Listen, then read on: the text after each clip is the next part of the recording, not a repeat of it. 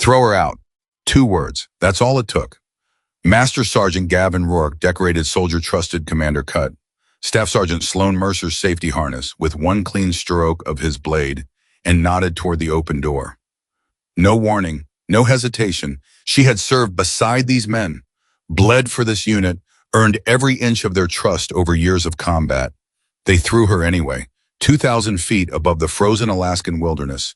No parachute, no mercy. Rourke watched her disappear into the darkness and radioed base aviation accident, turbulence. Nobody's fault. He assumed the mountain would finish what he started. He assumed wrong. The Black Hawk helicopter sliced through the Alaskan night like a blade through black silk. 2,000 feet below the Chugach Mountains stretched in every direction, jagged, indifferent, ancient. The kind of landscape that had swallowed entire expeditions without leaving a trace. The kind of cold that didn't just freeze a body, but erased it layer by layer until nothing remained but silence and snow. Staff Sergeant Sloane Mercer sat with her back against the hull, her rifle across her knees, her breath fogging the air in short, steady rhythms. She was 29 years old and she had survived things that should have ended her 2 deployments. 1 ambush, a flash flood in training that took out 3 soldiers twice her size. She had earned her place in this unit the hard way, which is to say she had earned it through years of people doubting her and then watching her prove them wrong. 1 mission at a time. Tonight's operation had gone smoothly, almost too smoothly. The mission profile was straightforward. A classified reconnaissance run to an abandoned Cold War radar station deep in the Chugach Range. Intel suggested that stolen military equipment had been stored somewhere in the facility's underground access tunnels. Sloane's Team 4 Special Operations soldiers attached to her Ranger unit was supposed to photograph, document, and extract. No engagement, no contact, clean in, clean out, back to base by 0300. They'd found what they were looking for. Sloane had photographed everything on the encrypted camera card tucked inside her vest pocket. Rows of sealed guidance modules, crates marked with military maintenance codes that had no business being in an abandoned civilian structure. Everything she'd captured was evidence-clear, organized damning. She thought the mission was complete. She was wrong about that. She was wrong about almost everything she believed was true that night. It started with the silence. Sloane had spent enough time in combat to understand that silence had a texture. There was the silence of an empty building, hollow and echoless. There was the silence of a forest where the animals had already heard something coming. And then there was the silence of 4 men who had suddenly stopped talking to each other, men who had been talking constantly for the last 3 hours, and she felt it before she fully understood it. She glanced up. Master Sergeant Gavin Rourke was watching her from across the cabin. He was 41 years old, decorated 3 times the kind of soldier whose name got said with a certain weight in certain rooms. He had the face of a man who had made decisions that other people would never have to know about, and he wore that knowledge comfortably like a coat he'd broken in years ago. He wasn't looking at her the way a team leader looks at a subordinate. I was looking at her the way a man looks at a problem he has already decided how to solve. Sergeant Mercer, he said. His voice was calm, conversational, the tone of a man asking about the weather. We need to talk about what you photographed tonight. Sloane's hand moved toward her rifle without her consciously deciding to move it. Some part of her brain, the part that had kept her alive through 2 combat tours, had already processed the shift in the cabin's atmosphere before her conscious mind caught up. I photographed what was in the tunnels, she said, same as the mission brief specified. Right, Rourke nodded slowly. The problem is what else you photographed. I photographed what was there. See, that's the issue. He stood in the confined space of the Black Hawk's cabin. The movement was deliberate and controlling. He didn't reach for a weapon he didn't have to. The other 3 men had already shifted position. She registered it all in the space of a single heartbeat. Corporal Mason Reed near the starboard door, not looking at her. Specialist Denny Hargrove behind her left shoulder. Sergeant First Class Caleb Oates blocking the path to the cockpit. 4 men, 1 exit, 2,000 feet of Alaskan darkness between her and solid ground. Put the camera card on the floor, Rourke said, and we can handle this like professionals. Handle what? Sloane said. Her voice didn't shake. She had trained herself out of that particular reaction years ago because, in her experience, a steady voice was sometimes the only weapon a person had left. What exactly are we handling, Master Sergeant? Rourke let the silence sit for exactly 3 seconds. It was a calculated pause, the kind a man uses when he wants to give you the impression that he's being reasonable, that he's giving you every possible chance that whatever happens next is really on you. The equipment in those tunnels isn't stolen, he said. It was moved there. There's a difference.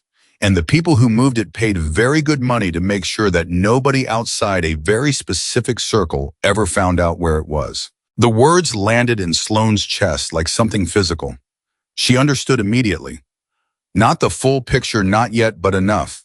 Enough to know what the guidance modules actually were. Enough to know why they were in an unmarked facility instead of a military warehouse. Enough to understand what kind of men arranged for evidence to disappear. And enough to understand what kind of arrangements were made for witnesses. "You're selling them," she said. It wasn't a question. Rourke tilted his head as though acknowledging a point in a debate. "The guidance systems are going to people who will pay appropriately for them," he said. "The Army will write off the loss over 18 months and nobody will ever be able to trace the gap. It's already been arranged. Everything is already in motion. The only variable that wasn't accounted for was you having your camera out at the wrong moment." "The wrong moment," Sloane repeated. "Give me the card," he said. "Walk away from this. You never saw anything except an empty building. We finish the mission file, the report, everybody goes home." Sloane looked at the card inside her vest pocket. Then she looked at Rourke. Then she looked past him at Mason Reed, who was still staring at the floor with the fixed concentration of a man trying to disappear into it. She made her decision in approximately 1 second. "No," she said. The single word dropped into the cabin like a stone into still water. Rourke's expression didn't change. If anything, it became quieter, more settled, as though he had expected this answer and had been hoping for the alternative, but was not remotely surprised by the reality. "Sergeant Mercer," he said, "I want you to think very carefully about what comes next." "I am thinking about it," she said. "We're at 2,000 feet over terrain that doesn't forgive mistakes. You're threatening to kill me. I'm explaining your options." "You're threatening to kill me," she said again, clearly and without inflection, because she understood that if this moment was ever going to mean anything, if there was ever going to be any accounting for what was happening inside this helicopter, then the words needed to be said out loud. "You're telling me that if I don't hand over evidence of a federal crime, you and your men are going to throw me out of this aircraft." Something moved across Rourke's face. Not guilt. Something older and harder than guilt. "Give me the card," he said. No. He moved. They all moved, and Sloane was already reacting, already fighting, because a ranger who waits until the threat completes its motion is a ranger who dies waiting. She drove an elbow into Hargrove's face before he finished reaching for her. She spun towards the door and got one hand on the frame before Oates caught her arm and Reed grabbed her from behind, and the struggle became brutal and cramped and desperate in the way that fights in confined spaces always are, all sharp edges and broken air and the inhuman noise of bodies trying to destroy each other. She almost won. That mattered. It mattered that for 30 seconds inside that helicopter cabin, 4 trained special operations soldiers could not simply overwhelm her. She made it cost them something. She made sure they knew they had been in a fight.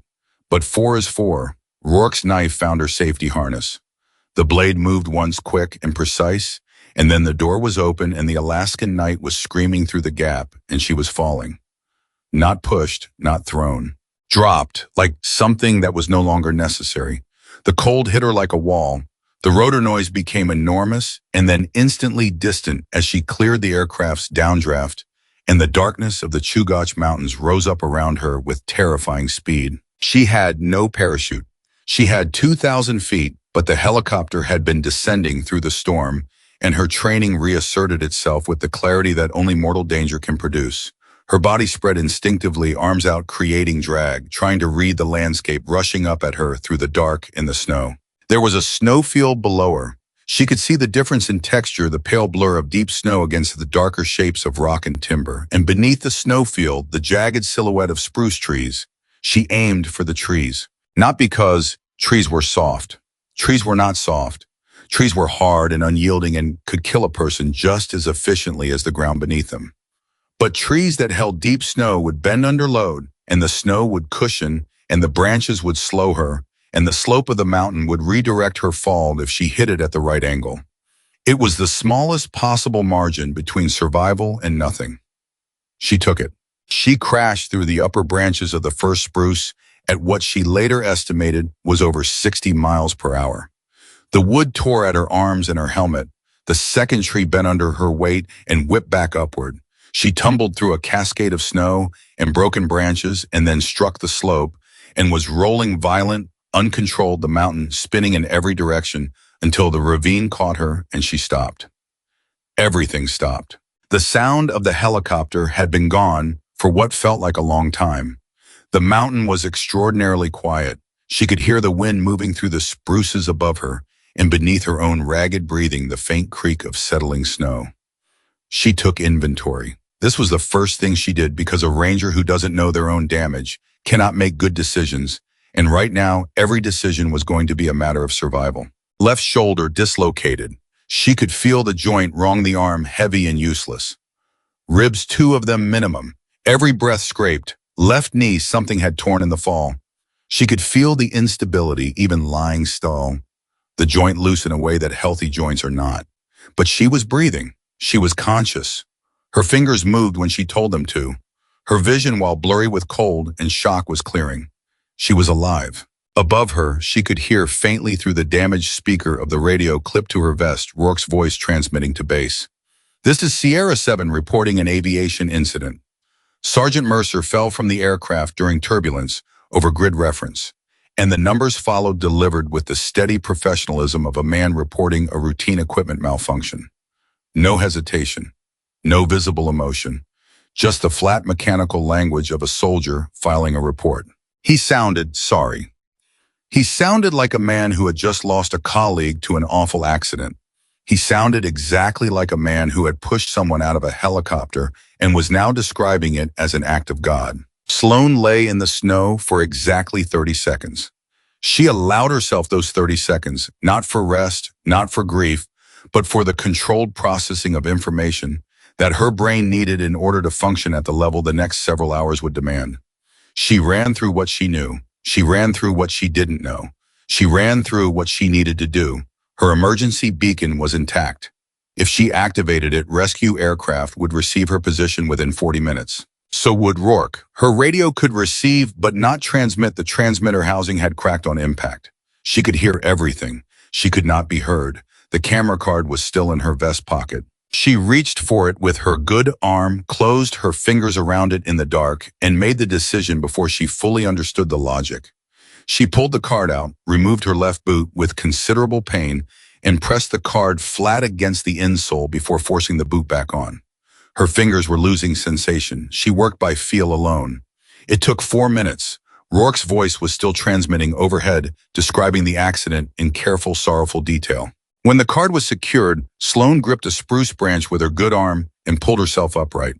Her dislocated shoulder announced itself with a wave of pain that made the world go gray at the edges.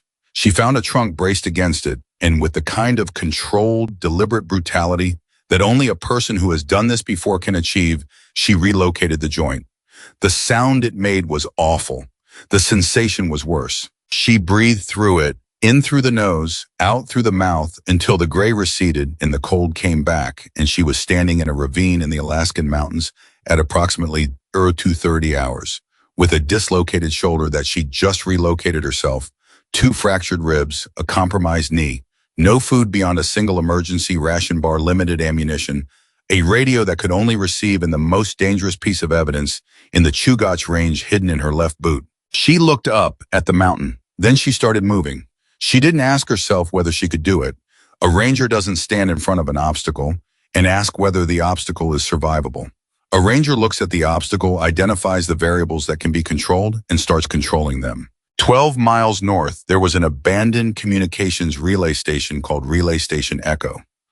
Before the Army had decommissioned the facility 10 years ago, its backup transmitter had been capable of reaching Joint Base Elmendorf, Richardson, directly bypassing any intermediate radio relays that might be compromised. If the transmitter still worked, if the equipment hadn't fully degraded after a decade of abandonment, she could reach the base. She could upload the photographs from the camera card. She could send everything before Rourke's version of events became the official record. 12 miles over a mountain, in the dark, in a storm, with a knee that wasn't tracking right and ribs that made every breath a negotiation. She started walking. The first mile was the hardest. Not physically, though, it was physically brutal, but because the shock of what had happened was still trying to claw its way through the adrenaline and training and into the part of her brain that processed things emotionally. She had trusted these men, not blindly, not naively, but in the way that soldiers who have worked together must trust each other, because without that trust, the work becomes impossible. She had trusted Rourke's briefings. She had trusted the mission profile. She had stepped onto that helicopter without the faintest suspicion that the men beside her had spent weeks planning how to dispose of her. That hit differently than enemy fire. Enemy fire was impersonal. This was personal in a way that cut through training and professionalism and reached the human underneath the one who had been deceived by people she'd considered colleagues. She let herself feel it for exactly as long as it took to climb the first ridge. Then she put it somewhere useful, not in the part of her brain that processed grief, but in the part that processed information about the opposition. These were not random threats.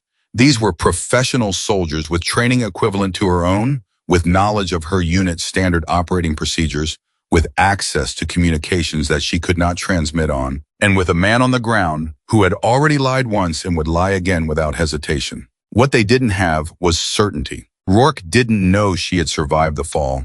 He had dropped her over mountainous terrain in a blizzard at night. Any reasonable person, including a soldier with his experience, would assign extremely low probability to survival under those conditions. He had filed a report describing an accident. For the next several hours, he would be managing paperwork, managing the other soldiers, managing the base's response, and he would assume the mountain had done his work for him. That window of assumption was her most valuable resource. She moved through the second mile faster because she had found a drainage channel that ran roughly northeast and provided both concealment and easier footing than the open slope. Her knee was protesting every time it took lateral stress, so she adjusted her gait, shorter steps, more deliberate placement, trading speed for stability. She reached the third mile around 4:10 hours and stopped when she heard the helicopter. Not the original Black Hawk, a second aircraft or possibly the same one on a return pass. She pressed herself against a rock face and tracked the sound as it swept east of her position. Rourke had found no body beneath the fall path. She understood what that meant instantly. If there was no body, there was a problem. If there was a problem, the mountain had not done his work for him, and every minute the evidence was unaccounted for was a minute his entire operation was at risk. He was going to come back. He was going to be thorough, and this time he was going to be angry. She waited until the rotors faded to nothing. Then she kept moving. Dawn found her 6 miles from the relay station, following the line of a frozen creek bed when she saw the cabin.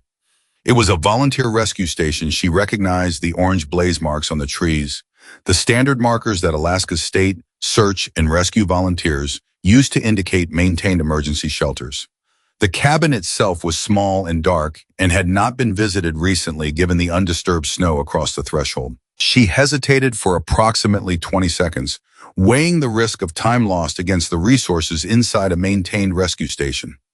Then her knee gave out on a patch of ice and the decision made itself.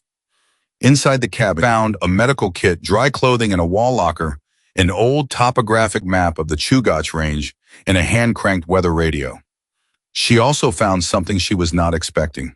A man bound at the wrists and ankles lying on the floor behind the woodpile. Conscious barely, his breathing shallow and rapid.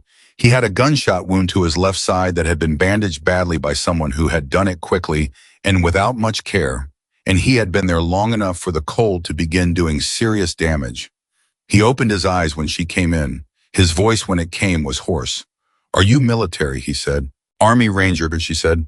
She was already pulling the medical kit from the wall.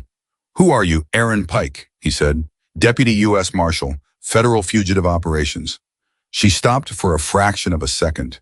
"How long have you been here?" "2 days, maybe more." He tried to move and managed not to make a sound, though it was clearly costing him. There were 4 of them, soldiers or people dressed as soldiers. They grabbed me outside Valdez. I had a vehicle. They ran me off the road.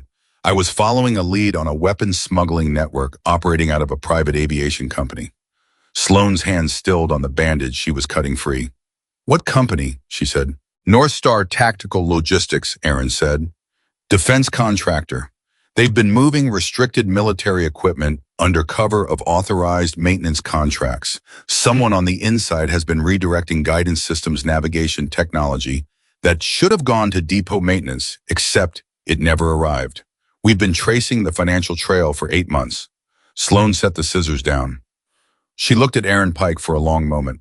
Then she reached into her vest, took out the encrypted camera card, the one she hadn't yet transferred to her boot, and held it up. "Is the owner of North Star Tactical a man named Victor Lang?" she said. Aaron stared at the card, then at her face. "How do you know that name?" he said. "I photographed his equipment," she said, "about 6 hours ago, before the soldiers who were transporting me threw me out of a helicopter." The cabin was quiet for a moment. "They threw you out of a helicopter," Aaron repeated. "Yes. At altitude, approximately 2,000 feet, give or take. The helicopter was descending through the storm." Aaron looked at her with the expression of a man recalibrating every assumption he had made about the situation. "You're limping," he said. "Knee injury, also 2 fractured ribs and a shoulder I had to put back myself. And you walked 6 miles. I had a reason to walk." I was quiet for a moment, and then something moved across his face, not quite respect, but the precursor to it, the expression of a person reconsidering someone they had underestimated. "I have financial records," he said, "backup drives hidden in a waterproof case in the tree line about 40 feet north of this cabin. I buried them before they grabbed me. Names, account numbers, shell company trails, enough to connect Lang to the transfers, but not enough to prove what the equipment was used for or when it moved. I have photographs of the equipment," Sloane said. "Location, serial numbers, crate manifests, enough to prove what it is and where it went. Separately," Aaron said, "we have 2 pieces of a puzzle. Together," Sloane finished, "we have a case." She treated his wound as thoroughly as the kit allowed. The bullet had gone through cleanly. She was fairly certain it hadn't hit anything vital, which meant he had survived 2 days on luck and stubbornness. But he had lost blood, and the cold had done additional damage. He could walk, she decided, but not quickly and not far. Not without support. She found his supply case exactly where he'd said it would be, 40 feet north of the cabin, buried 18 inches under the snow. The waterproof housing had held. When she came back inside, Aaron was standing braced against the wall, wearing one of the dry coats from the locker. He looked pale and slightly wrong in the way that injured people do, but he was upright. "Relay station Echo is 6 miles northeast," Sloane said. "If the transmitter is functional, we can reach Elmendorf directly and upload everything." 6 miles, Aaron said. "With your injury, I'm estimating 4 to 5 hours at a careful pace. And if Rourke finds us before we get there," Sloane looked at him levelly, "then we make his job harder," she said. "You make it sound straightforward." "It's not straightforward. It's necessary. There's a difference." Aaron studied her for a moment. "You could go faster alone," he said. It was not an accusation. It was the kind of statement a practical man makes, laying out the mathematics of a situation without sentiment. "I could," she agreed, "but you came back for me. I found you. You could have kept moving. I was unconscious when you came in. You had no obligation." Sloane picked up her rifle and checked the chamber. Her hands were steady, which mattered because hands that weren't steady told the people around you something important about the margin they were working with. "A ranger's job isn't to survive alone," she said. "It's to make sure someone else survives too." Aaron was quiet for a moment. "How many of them are out there?" he said. 4 at minimum. Rourke, Hargrove, Oates, and Reed. There may be contractors from North Star as well. Lang has resources, and if he knows the evidence is unaccounted for, he'll have deployed additional people. "He knows," Aaron said flatly. "He would have been monitoring the operation. The moment Rourke reported a deviation, Lang would have activated his own team." "Then we move now," Sloane said. She helped him toward the door, taking his weight on her good shoulder, redistributing the load so that her injured knee took as little lateral force as possible. Her ribs reminded her of their condition with every breath. She noted the pain, cataloged it, and set it aside. They stepped out of the cabin into the pale gray light of a Chugach morning, cold and clear and brutally, almost beautifully indifferent. 6 miles, 4 hours. 2 wounded people carrying evidence that could bring down a network of corrupt soldiers and the defense contractor who had paid for their loyalty. Sloane set the pace. Careful, deliberate, steady. The mountain was quiet around them, but she could feel the way a person who has spent years in danger learns to feel that the quiet was not empty. Somewhere in the spruce timber, in the ravines, in the frozen creek channels, 4 men were looking for her. She had survived the fall they thought would erase her. Now she had to survive what came next. She moved through the trees without looking back because looking back was for people who thought retreat was still an option. She had already decided where her story was going to end. It was not here. It was not today. And it was certainly not on Gavin Rourke's terms. Above her, the Chugach Mountains watched without judgment, the way mountains always do, ancient and cold and patient, waiting to see which of the small, determined creatures moving across their face would decide to keep going and which ones would stop. Sloane kept going. She always had. The first thing Sloane noticed when they cleared the tree line behind the cabin was the silence of the birds, not the natural silence of a cold morning where the animals simply hadn't woken yet. This was the other kind, the kind she had learned to read in places where quiet meant something was moving through the timber that didn't belong there. Birds in the Chugach didn't go silent for wind or snow. They went silent for predators. She stopped walking without saying a word. Aaron, who had been matching her pace with the careful deliberateness of a man working through pain, he refused to acknowledge, stopped one step behind her and waited. He had already figured out that when Sloane stopped, there was a reason, and the reason was worth waiting for. "How far?" he said quietly, not asking about the relay station. "Close enough to matter," she said. She scanned the timber line to the west, then the ridge line above them. Nothing moved, but nothing moving didn't mean nothing was there. It meant whoever was out there had decent training and enough patience to hold position. "We changed direction," she said. "North first, then cut east along the drainage channel. It adds 40 minutes. 40 minutes is 40 minutes we don't have. 40 minutes is better than what happens if we walk into a line of sight on that ridge." Aaron didn't argue. That was one of the things she was already learning about him. He pushed back when he had information she didn't, and he stayed quiet. When she had information, he didn't. For a man who spent his career operating with independent authority, it was a form of discipline she hadn't expected. They moved north. By 07:30, the storm that had covered Rourke's operation the night before had thinned to a gray overcast that let in pale, flat light without offering any warmth. The temperature was somewhere around 15 degrees Fahrenheit. Sloane could feel the cold in her fractured ribs every time she inhaled too quickly, which meant she breathed slowly and deliberately, which meant she was managing her air intake and her pace simultaneously, which left very little cognitive margin for anything else. She used what margin she had to think about Rourke. He had not filed the accident report and gone to sleep. She knew that with certainty because she knew how men like Rourke operated when a controlled situation became an uncontrolled one. He would have been systematic. He would have organized his team, assigned and searched sectors, and begun working the fall zone outward in expanding grids as soon as the storm allowed rotary aircraft to fly safely.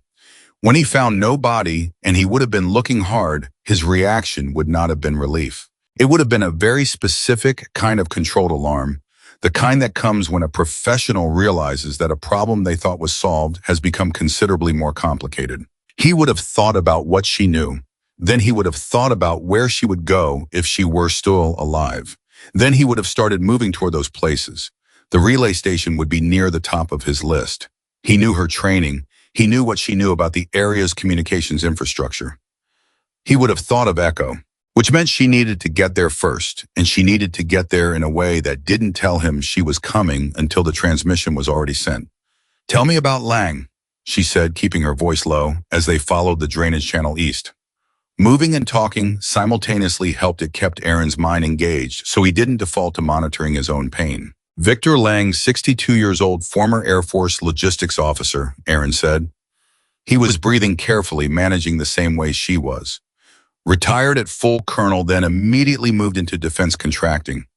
Built North Star Tactical Logistics from a single hangar in Fairbanks into a regional aviation maintenance company with federal contracts worth about $300 million over 12 years. Clean operation on the surface. Immaculate. That was the problem. We kept getting tips from veterans, from junior contractors, from one subcontractor who came to us anonymously and then disappeared 3 months later. That equipment listed as destroyed or decommissioned was actually being redirected. But every audit came back clean. The manifests matched, the signatures matched, the maintenance logs matched. Because he had people on the inside helping him forge them. That's what we think. The guidance systems you photograph, those specific modules, they're restricted export items. The technology inside them reduces missile terminal guidance error to a margin that most state actors would pay almost anything to close. On the open black market, a single crate of functional units moves for between $8 and $12 million. Sloane absorbed that number without slowing her pace. How many crates did you see in the tunnels? Aaron asked. 14, she said.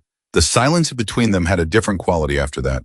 They reached a rocky shelf around 0815, and Sloane called a rest not because she wanted one, but because Aaron's breathing had developed an edge that she recognized as the sound of a body approaching a limit. She helped him sit against the rock face, checked his wound dressing without asking permission, and replaced the outer bandage from the supplies she'd taken from the cabin kit. How bad, he said. You're not bleeding through anymore. That's the important part. What's the less important part? You need a hospital in less than 12 hours. He processed this with the flat, pragmatic expression of a man who had already factored it in and set it aside. Then we keep moving, he said. 2 minutes, and she said, eat this, and she handed him half of her emergency ration bar. He started to object, and she cut him off. A marshal who passes out from low blood sugar 3 miles from the objective is less useful than one who ate half a ration bar. Don't make this philosophical. He ate it. While he did, Sloane pulled out the topographic map from inside her jacket, where she'd kept it flat against her body to prevent the paper from stiffening in the cold.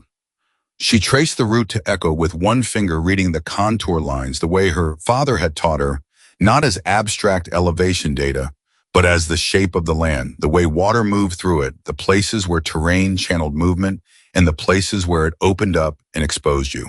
There was a ridge approximately 1 mile east of their current position. On the far side of that ridge, the ground dropped into a bowl-shaped depression before rising again toward the relay station. The bowl was a problem. It was the kind of natural terrain feature that an experienced soldier would use to set an ambush. One entrance, one exit, steep walls on 3 sides, no cover in the middle. If Rourke had anticipated her route and positioned someone in the bowl, walking into it would be walking into a kill zone. But going around the bowl added 2 miles. 2 miles they didn't have. She studied the map for another 30 seconds. Then she folded it and put it back inside her jacket. There's a secondary approach, she said, a maintenance access path along the north wall of the bowl. It's not on this map because it was built after the station was decommissioned, but I saw it in the original facility survey when the mission was being briefed. You memorized the facility survey. I read everything I'm given before an operation. Everything. Everything. Aaron looked at her with an expression she couldn't quite classify. It wasn't admiration exactly, it was something more considered than that, like a man updating a mental file. The north wall path, he said. Can you find it without the map? Yes. Then let's go. They were moving again within 90 seconds of her calling the rest stop. The cold had stiffened Aaron's wound during those 2 minutes, and she watched him work through the first few steps with his jaw set hard and his eyes focused at some middle distance that had nothing to do with the terrain in front of him. It was the face of someone converting pain into forward momentum through sheer act of will. She had worn that face herself.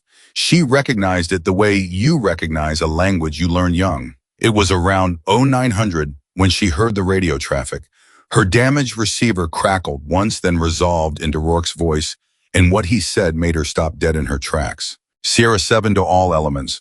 Confirm no body recovered from primary fall zone. Expand search to grid references, Charlie 7 through Delta 9. She's mobile. Treat as hostile. Authority is given to prevent any transmission reaching Elmendorf by any means necessary. Any means necessary. She translated that for Aaron in 3 words, he's authorized lethal. Aaron's expression didn't change, but something behind his eyes went very still. How many elements, he said. Unknown, at least his 4. Possibly Lang's contractors as well. How many people does Lang typically deploy? Ask me something I know the answer to. Fair enough. She was already moving again, recalculating. Rourke expanding to grid Charlie 7 through Delta 9 meant he had guessed northeast. He had guessed correctly. The question was whether he had guessed specifically enough to have people positioned ahead of them, or whether he was still working through the broader grid and hadn't yet concentrated on their exact path. She got her answer 40 minutes later. They were working along the north wall of the bowl, the maintenance path exactly where she had expected it to be. A narrow shelf of ground barely wide enough for one person cut into the rock face by the construction crew who had upgraded the relay station's external communications array 8 years ago when she smelled it. Helicopter fuel, not fresh, not a running aircraft. The residual smell of fuel that had been spilled on clothing or gear within the last several hours. Someone had landed nearby. Recently. She pressed back against the rock wall and pulled Aaron with her. He went without sound, understanding the signal immediately. They waited, the wind moved, the cold pressed in, and then below them and to the right she heard boots on frozen ground. One person, moving carefully, which meant trained. Moving slowly, which meant searching, not patrolling. The difference mattered because a person who was searching was looking outward from a fixed point, whereas a person who was patrolling was moving through territory. A searcher stayed in a zone, a parolee passed through. This person was searching, which meant they had already identified this area as significant, which meant Rourke had tightened his grid faster than she'd calculated. She didn't move. Aaron didn't move. They held position on the narrow shelf for 4 minutes and 30 seconds, while the boots below worked back and forth through a pattern that got gradually closer, and then without warning, shifted away to the south. She counted to 60 before she moved again. That was close, Aaron breathed. That was the first one, she said. Assume there are more. They reached the ridge above the bowl by 10:15, and when they crested it, Sloane saw something that stopped her cold. Not a person, not a helicopter, but a set of fresh boot prints in the snow, running parallel to their intended route toward Echo, close enough that whoever had made them had passed this exact point within the last hour. Someone was ahead of them, not behind, ahead. Rourke had not just expanded his search grid, he had put a team between her and the relay station. Aaron saw the prints at the same moment she did. He anticipated you, Aaron said quietly. He anticipated the relay station, she said. He would have known it was the only viable transmission point within range. He didn't need to find me. He just needed to be there first. So we can't go in the front. No, sir. They're a back, She thought about the facility survey. Every detail she had filed away during the mission brief, every schematic, every notation about the station's infrastructure and access points. There's a maintenance tunnel, she said. Emergency access runs from the base of the communications tower to an exit point on the north slope. It was part of the original Cold War construction designed in so that technicians could access the external systems without going through the main building if the entrance was blocked by snow or debris. Or hostile forces, Aaron said. It wasn't designed with hostile forces in mind, but yes. Can we get to the tunnel entrance without crossing the approach they're watching? If we come in from the northeast and drop down the slope above the north exit, yes. It adds significant elevation gain. Aaron looked at his wounded side, then at the ridge above them, then back at her. His face was pale and sheened with the kind of sweat that cold weather produces in people who are working at the edge of their capacity. He was burning calories he didn't have and spending energy his body had earmarked for survival. How much elevation, he said. 400 feet. Steep. Then we go steep, he said simply. They went steep. The next 90 minutes were the hardest physical movement Sloane had managed since the fall, because the combination of her knee, her rib, Aaron's wound, the terrain, and the cold created a mathematical problem that had no elegant solution. Only the brute application of will against a series of obstacles that did not care about intentions or circumstances or how much it hurt. She went first on the difficult sections, testing the footing, then reached back to stabilize Aaron over the worst of it. He never complained. He never asked to rest. He made sounds. She couldn't help hearing them, sounds that were the involuntary output of a body in significant pain. Controlled immediately pressed back below the surface as fast as they emerged. But he kept moving. At 11:40, something happened that she had been waiting for and dreading in equal measure. Rourke's voice came through her damaged receiver, and this time he wasn't transmitting to his team. He was transmitting directly to her. Sergeant Mercer, his voice was different on this frequency, lower, more personal, stripped of the official cadence he'd used on the command net. I know you're receiving this. Your transmitter is out, but your receiver is functional. I can tell by the carrier wave pattern on the emergency frequency. She kept walking. Aaron heard it from where the receiver was clipped to her vest, and she felt him watching her face. I want you to listen to me carefully, Rourke said. You're injured. I know that. A fall from that altitude without a chute, you took damage. You have to have taken damage, and you've been out in the Chugach overnight with no resupply and limited ammunition. A pause. Calculated. The pause of a man who was good at this. There doesn't have to be a body on this mountain, Sloane. That's not what I want. Give me the card, walk to any clearing, and activate your beacon. We'll send a medical bird, and you walk out of this with a recommendation letter and a story about a traumatic accident that was nobody's fault. Aaron's jaw tightened slightly. He kept his eyes on the slope. The evidence you have, Rourke continued, it's incomplete. You photographed equipment without context, without documentation of the financial transfers, without testimony from anyone inside the network. A good attorney turns your photographs into unverified images of military maintenance equipment stored at an authorized contractor location. You know how these cases work. You've seen witnesses get buried before. You know that having the right evidence isn't the same as being able to use it. She noticed that he was right about the photographs alone. She also noticed that he didn't know about Aaron. He didn't know about the financial records. He was trying to convince her that her evidence was weaker than it was, which meant he was afraid, which meant the photographs were damaging enough on their own to scare a man who had spent years managing risk. She touched the transmit button on the receiver. It produced nothing outward. Her transmitter was dead. He couldn't hear her, but the gesture itself, pressing the button, focusing the response into the hypothetical act of answering, helped her think. What she thought was this: keep him talking. A man who is talking is a man who is not moving. A man who is negotiating is a man who is worried. And a worried man reveals things.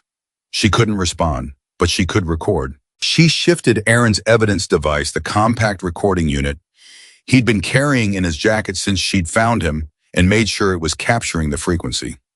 Rourke was still talking. The marshal you freed from the cabin. Yes, I know about that. I had eyes on that location. He's wounded, and he's a liability.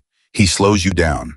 His evidence is financial records that have already been seen by people who have already concluded there's nothing actionable there.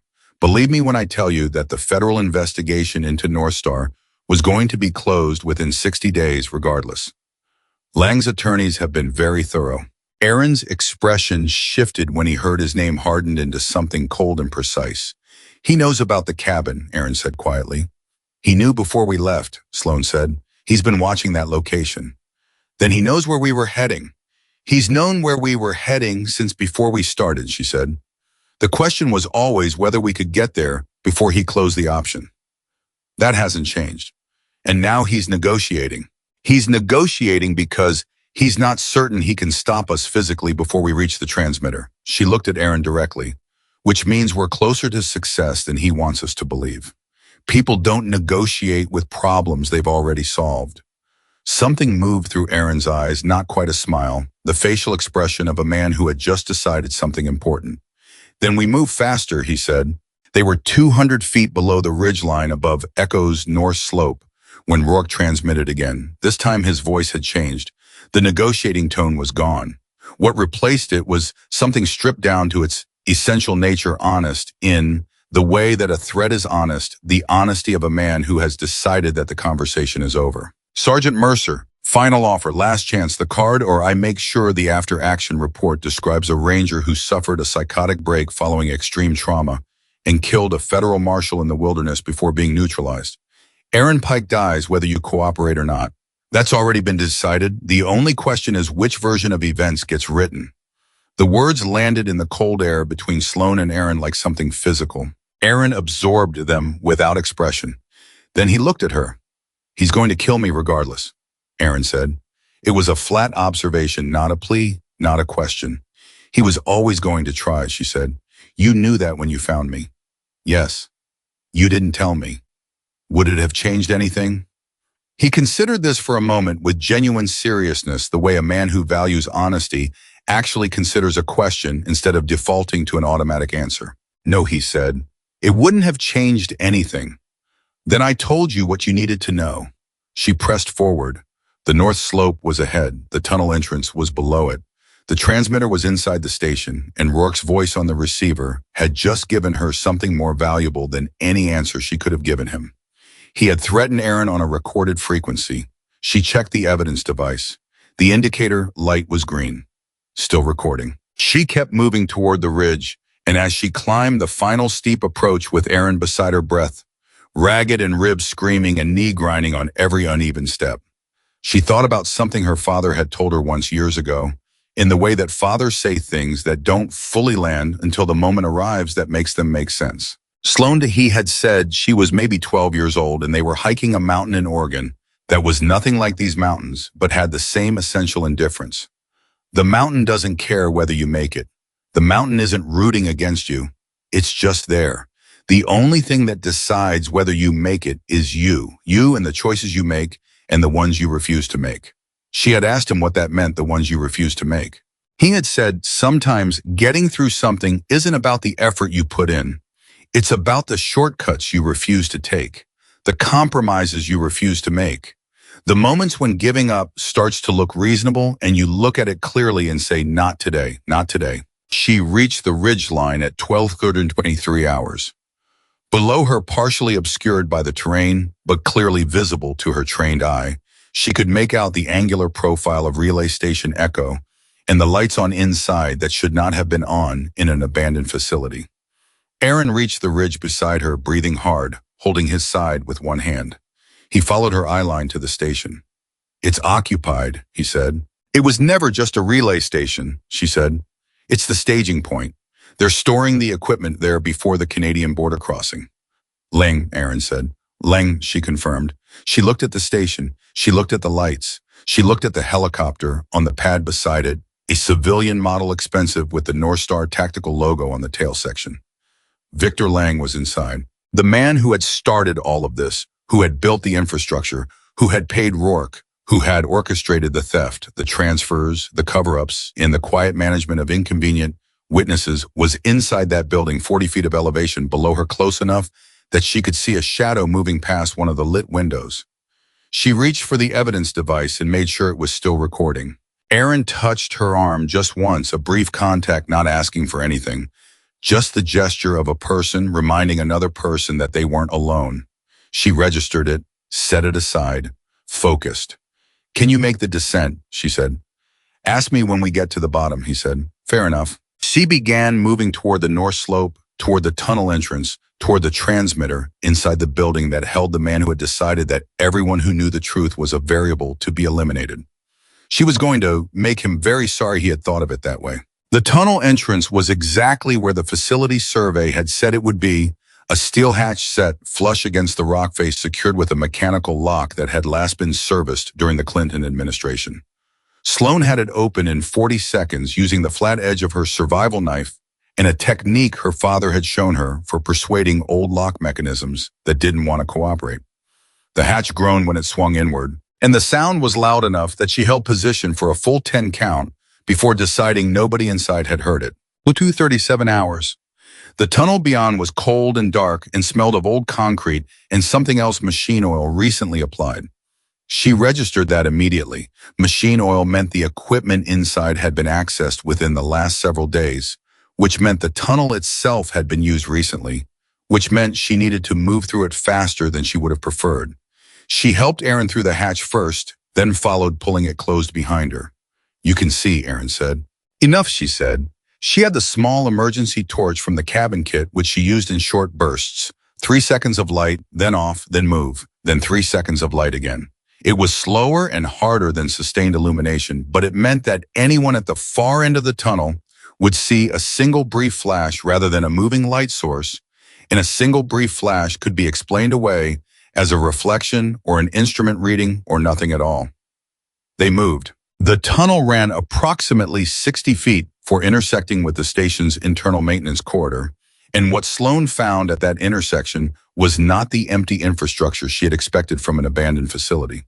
The corridor had been cleared, the floor swept, and along the left wall sat a row of sealed crates identical to the ones she had photographed in the Cold War tunnels the night before. 14 crates in the original location. She counted quickly in the dim light. 11 more here. 25 total. She did the math that Aaron had given her earlier and arrived at a number that made her stomach tighten.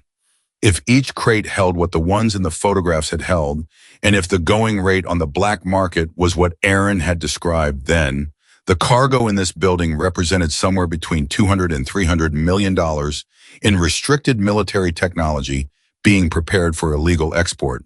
And Lang was here personally to supervise it. That told her something important about the timeline. You don't send a man at Victor Lang's level to stand in a cold relay station in the Alaskan wilderness unless something is moving very soon.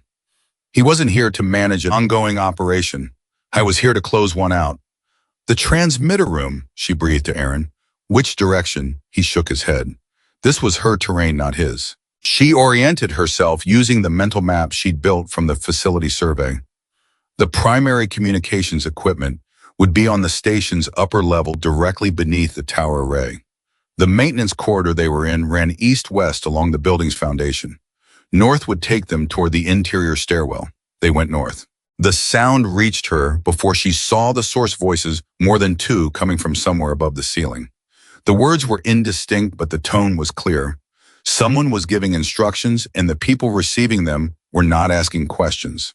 The voice doing the talking had a quality she associated with men who had spent decades being obeyed, unhurried, precisely modulated, carrying the absolute certainty of someone who had never had to raise it to be heard. Victor Lang, she decided. That was Victor Lang's voice. She moved to the base of the stairwell and stopped. Two sets of boot prints in the dust of the lower landing, both heading up, both recent. If Lang was upstairs with his contractors and Rourke's team was working the perimeter, then the interior of the building might be less guarded than the outside because Lang would assume that his exterior security had made the interior unnecessary. It was the kind of assumption that powerful men made. The assumption that other people's failures were sufficient protection, that the layers between them and accountability were thick enough that they personally never needed to worry about the thing at the center. Stay here, she said to Aaron, behind the crates. If anyone comes through that hatch, anyone who isn't me, you activate the emergency beacon. That signals Rourke's team too. If someone other than me is coming through that hatch, Rourke's team already knows we're here. At that point, the beacon is our best option because it also signals official rescue. Aaron looked at her for a moment. The expression on his face was complicated, the face of a man who understood the logic and didn't like the personal implications of it. Then he nodded once, moved to the crates, and positioned himself in the narrow gap between the last crate and the wall. Mercer, he said, quietly as she put her foot on the first step. She looked back. Don't get killed up there, he said. Working on it, she said. She went up. The stairwell opened into a wide central room that had once served as the station's primary operations floor, banks of outdated communications equipment along three walls. Most of it dark and dead, and in the center of the room a portable power generator that was running with a low sustained hum. Someone had brought it in recently. Its fuel lines ran to the station's internal electrical grid, bypassing the external generator that had been cut. Two men were in the room. One was a contractor she didn't recognize, large position near the main entrance door, with the patient stillness of a professional guard. The other was on the far side of the equipment bank, moving between the old communications arrays, with a tablet computer doing something she couldn't yet see clearly. Neither of them was Rourke. Neither of them was Lang. The voices she'd heard were coming from a room beyond a secondary space separated from the main floor by a half-wall partition. Through the gap above the partition, she could see movement. She needed to cross the main floor to reach the transmitter. The transmitter was in the far left corner of the primary array bank. She was nearly certain of that based on the survey, and it was the only equipment in the building old enough to use the direct uplink frequency that could bypass the regional relay network and reach Elmendorf directly. The guard by the door was the primary problem. The man with the tablet was absorbed in whatever he was doing and had his back partly toward her position. She took stock of what she had. One working arm at full capacity, one at partial. The relocated shoulder was functional, but she didn't trust it under significant load. Knee was compromised for anything requiring explosive lateral movement. Ribs limited her breathing threshold and would cap her physical output below normal. Ammunition, 7 rounds in the primary magazine, 3 in a backup she'd transferred from the damaged pouch during her time in the cabin. 10 rounds total. She was not going to shoot her way through this building. That was not the plan, and it was not the right outcome. Dead conspirators don't testify. Dead contractors don't provide names. Every person in this building who could be taken alive and put in front of a federal judge was worth more alive than they were, as a proof of her willingness to use force. That was the principle. Now she had to execute it against a physical reality that was significantly more complicated than the principle. She pulled the emergency light from her jacket, the red case distress flasher from the cabin kit battery, powered designed to pulse at 120 flashes per minute. She set it to single pulse, aimed it at the far wall of the main room, through the gap in the stairwell door, and activated it once. A single flash of red light hit the far wall. The guard turned toward it, instantly trained a response movement toward a visual stimulus, and moved 3 steps away from the door. She was through the stairwell door and behind the first equipment bank before he completed his turn. The man with the tablet looked up, saw nothing. She was below his line of sight. He went back to the tablet. She worked along the back of the equipment bank, keeping below the console height, moving in the silence that she had spent years teaching her body to produce. The transmitter was in the corner. She could see the antenna coupling from where she was, a heavy-gauge coaxial connection that ran from the back of the primary array up through a conduit in the ceiling toward the tower. She reached the transmitter at 12:51 hours. The equipment was old vacuum tube era, updated once in the 1980s and then left to age. The control panel was dark. She reached behind the rack and found the power coupling, traced it back to the portable generator's distribution box. The generator wasn't feeding the transmitter. Someone had deliberately isolated the transmitter from the power distribution, not cut the lines, but switched the power routing to exclude it. She needed 30 seconds to reroute the connection. 30 seconds during which she would need to be standing fully upright behind the transmitter rack, visible from multiple angles, working with both hands. She was about to move when she heard Lang's voice, clear now, coming through the partition gap and saying something that made her stop completely. "Where is she, Gavin?" A pause, then Rourke's voice, and Rourke was inside the building. He had come in through the main entrance while she was in the tunnel. It was 20 feet from her current position on the other side of a half-wall partition, and he had not yet seen her. "She's within the outer grid," Rourke said. "We have confirmation she's moving toward the station. She should be in the open approach within the next 30 minutes. She should have been dead 12 hours ago," Lang said. The words were measured and precise, each one placed with the deliberateness of a man who considered carelessness in language to be a form of weakness. "She was not dead 12 hours ago. She is not dead now. I want to understand which of those facts I should be most concerned about." "She survived the fall." "I understood that part, Gavin. What I'm asking is how. A 29-year-old female sergeant with no parachute, 2,000 feet above the Chugach Range in a blizzard, and she survived. How?" Rourke said nothing for a moment. "She's exceptional," he finally said. It came out differently than anything else he had said, stripped of the operational flatness, carrying something that was almost, not quite, but almost like respect. "She was the best soldier in the unit. I told you that when you asked me to manage the situation. I told you that it wasn't going to be clean." "You told me it was handled," Lang said. "I told you it was the cleanest available option. And yet here we are having this conversation." Lang's voice dropped in a way that added weight rather than reducing volume. "She has photographs. The Marshal has financial records.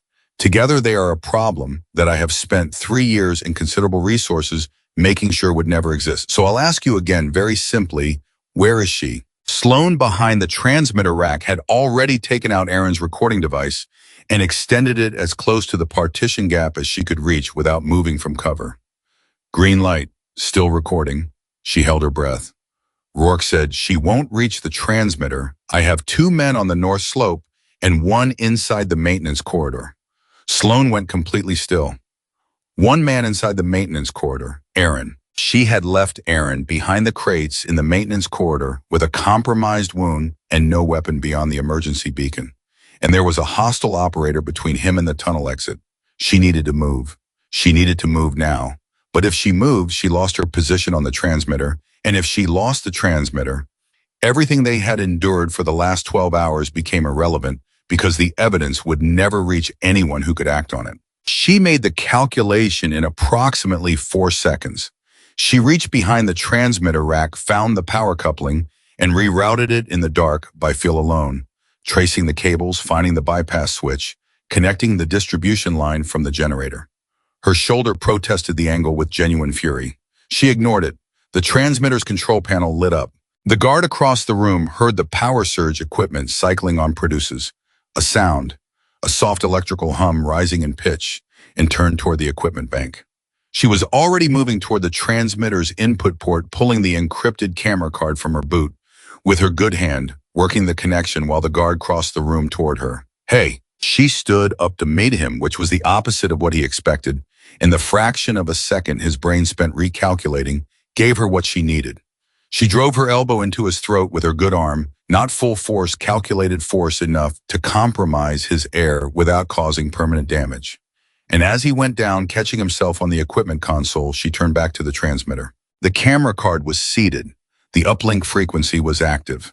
She found the address protocol for Elmendorf's secure communications center, the one she had memorized from the mission brief, the one she had never expected to need, and began the transmission. The progress indicator on the transmitter's panel began moving. That was when Rourke came through the partition door. He saw her immediately. She watched him process what she was doing, the transmitter, the card, the active uplink indicator, and she watched his face move through an exact sequence of emotions that she would remember for the rest of her life: surprise, calculation, fury, and then the particular kind of cold decision-making that dangerous men arrive at when they've decided that there is nothing left to manage and only one option remaining. He raised his weapon. "Step away from the panel," he said. "The transmission is already running," she said. She kept her hands where he could see them. "Stopping me now doesn't stop it. Step away from the panel. The photographs are uploading. Your voice is on the recording device. Lang's instructions to you are on the same recording. The financial records from Marshal Pike's investigation are queued behind the photographs." She held his gaze. "It's done, Gavin. The only thing you're deciding right now is what comes next for you." "What comes next," Rourke said, "is that I shoot the transmitter." The transmission is already 40% complete. The partial upload reaches Elmendorf and triggers an automatic security protocol. They don't receive an incomplete transmission from an uplink frequency without investigating why it stopped. He knew she was right. She could see it in the way his jaw set. "Where's Pike?" he said. "Safe. I have a man in the maintenance corridor." "You had a man in the maintenance corridor?" Something moved through his eyes. He hadn't heard from the operator in the corridor. He had been in here with Lang, and she had been between him and that corridor. "What did you do?" he said. "Nothing yet," she said. "I haven't had time to do anything. But Aaron Pike is a federal marshal who has been operating in hostile conditions for 2 days and is significantly more capable than you're accounting for." That was partially a statement of fact and partially a gamble, and she knew it. But she needed Rourke looking in multiple directions at once, and giving him uncertainty about a threat he thought he'd already contained was the fastest way to produce that effect. It was at that precise moment that they both heard it from below. Through the floor, the muffled but unmistakable sound of a physical struggle in the maintenance corridor. Rourke's head turned toward the floor. It was a fraction of a second, the involuntary reflex of a man whose attention has been split by a genuine stimulus. Sloane had been waiting for exactly that fraction of a second, with the focused patience of someone who has nothing left to spend except timing. She moved, not toward him, toward the partition door, through it, turning left toward the stairwell, moving fast despite the knee and the ribs, because fast was the only available option, and pain was information she would process later. She hit the stairwell at a run. Behind her, Rourke shouted something, the words lost in the concrete acoustics, and she heard his boots on the main floor. She went down the stairs in 4 steps instead of 12, caught the railing with her good arm on the landing turn, and came into the maintenance corridor with her sidearm up. The operator Rourke had placed in the corridor was on the ground. Aaron was standing over him, breathing in the careful, controlled way of someone who has just exerted force that they knew their wound was not going to thank them for. The operator was conscious but restrained his own zip tie from his tactical vest, now securing his wrists to the base of the crate rack. Aaron looked up when Sloane came in, slick with sweat, and he was holding his left side with one hand, and the hand had blood on it. "Reopened," he said before she asked. "I'm fine, relatively." "How bon?" "He made the mistake of assuming I was incapacitated," Aaron said. "People keep making that assumption. I keep letting them." From above them, she could hear Rourke moving, and Lang's voice rising with an urgency that was very different from the measured precision of a few minutes ago. She could hear a second voice, one of the contractors, she thought, and the sound of equipment being moved. Then she heard something else. Through the tunnel hatch, outside the building. Helicopter rotors, not a single aircraft. Multiple. Transmission went through, she said. Aaron looked at the ceiling. That was fast. Elmendorf scrambles fast when they receive an unscheduled uplink from a decommissioned facility, she said, especially one that stops transmitting mid-sequence and triggers the automatic security protocol. How much got through? Enough, she said. I know it was enough. She helped Aaron to his feet and they moved toward the tunnel hatch. She was reaching for it when she heard the rooftop access door above the external door that opened onto the station's equipment roof swing, open in boots on the metal exterior ladder, and Rourke's voice carrying clearly through the building's structure. Mercer, come up, now. She didn't move. I have Pike, he said. She went still. Aaron beside her shook his head once. He doesn't, he said quietly. I'm right here. He thinks you went up, she said. She processed the scenario in fast overlapping layers. Rourke had gone upstairs. He'd found the operator in the corridor unconscious and assumed Aaron had been captured and taken up. He'd gone to the roof to use Aaron as leverage. He had nobody. He was bluffing. But he didn't know that she knew Aaron was standing beside her. Mercer, Rourke's voice, again, harder now. Last chance. Come up or I shoot him. She looked at Aaron. He looked back at her with the expression of a man who understood exactly what was being asked of him. If you don't go up, he said, he figures out in about 90 seconds that he has nothing. And then what does he do? Then he tries to run, and if he runs, he reaches Lang's helicopter before the federal aircraft can position. If I go up, then you control the situation instead of reacting to it. Aaron paused. You were going to go anyway. I can see it. She was. Stay here, she said. If I'm not back through this hatch in 10 minutes, you open it and you signal those helicopters. Mercer, 10 minutes, Aaron. She went up. The rooftop was exposed and savagely cold, the wind off the mountains cutting without obstruction across the flat equipment surface. The communications tower rose above her at the center, its red warning lights blinking against the gray sky. She could see at the rooftop's edge 3 things: the helicopter pad below, with Lang's North Star aircraft, 2 federal helicopters banking in the middle distance with the distinctive silhouette of military search and rescue configuration, and Rourke, standing at the roof's eastern edge with his weapon raised. No Aaron, no hostage, just Rourke in the wind and the blinking red light of the tower. He processed her arrival. Then he processed the absence of anyone coming up behind her. Then the mathematics of the situation resolved in his face the knowledge that he had bluffed and that she had called it. He wasn't up here, she said. No, Rourke said. So it's just us. Just us. She looked at him across the rooftop. The wind was between them. The federal helicopters were getting closer. She could hear their rotors more clearly. Now the distinctive double beat of military Blackhawks that were not the same aircraft as the one he had used against her last night. Those birds are going to land in about 4 minutes, she said. Lang is in the building. His contractors are in the building. You've got men on the perimeter who are going to find themselves surrounded when those aircraft put down. I know, he said. What does it get you, she said. Shooting me. What does it actually get you? It gets me the satisfaction, he said. And for a moment, just a moment, she believed that was all it was, not strategy, not calculation, but the oldest and most human of motives, the desire to not be beaten by the person who had beaten you. Gavin, she said.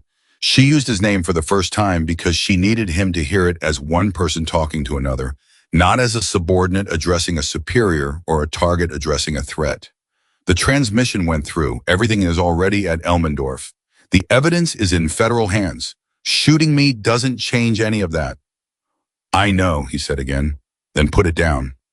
His jaw worked. The weapon didn't move. You were the best soldier in the unit, she said. That's what you told Lang. You meant it, I could hear it. And you were right. You were good at this. Whatever happened, whatever led you here, you were good. Don't, he said. I'm not absolving you. I'm telling you the truth. You were good and you made a choice, and now you have one more choice. This one. The federal helicopters were close enough that their rotor wash was audible over the wind. She heard the pop of a door and the amplified voice of a search and rescue coordinator, beginning a landing announcement. Rourke looked at the helicopters, then at her, then at the weapon in his hand. She watched him make the decision.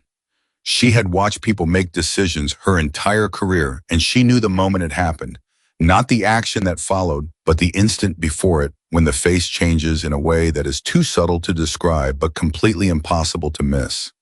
Something behind his eyes that had been held rigid finally yielded like a cable reaching its load limit. He lowered the weapon. He didn't drop it. He lowered it and looked at her with something in his face that she refused to identify as relief, because relief would have been too easy a word for something that complicated. "You should have died," he said. "That night you should have been dead." "I know," she said, "but I wasn't." "Why not?" She looked at him for a moment. The wind between them was cold and indifferent and entirely honest. "Because you forgot to check," she said. She crossed the rooftop toward him, and when she was close enough, he let her take the weapon from his hand without resistance.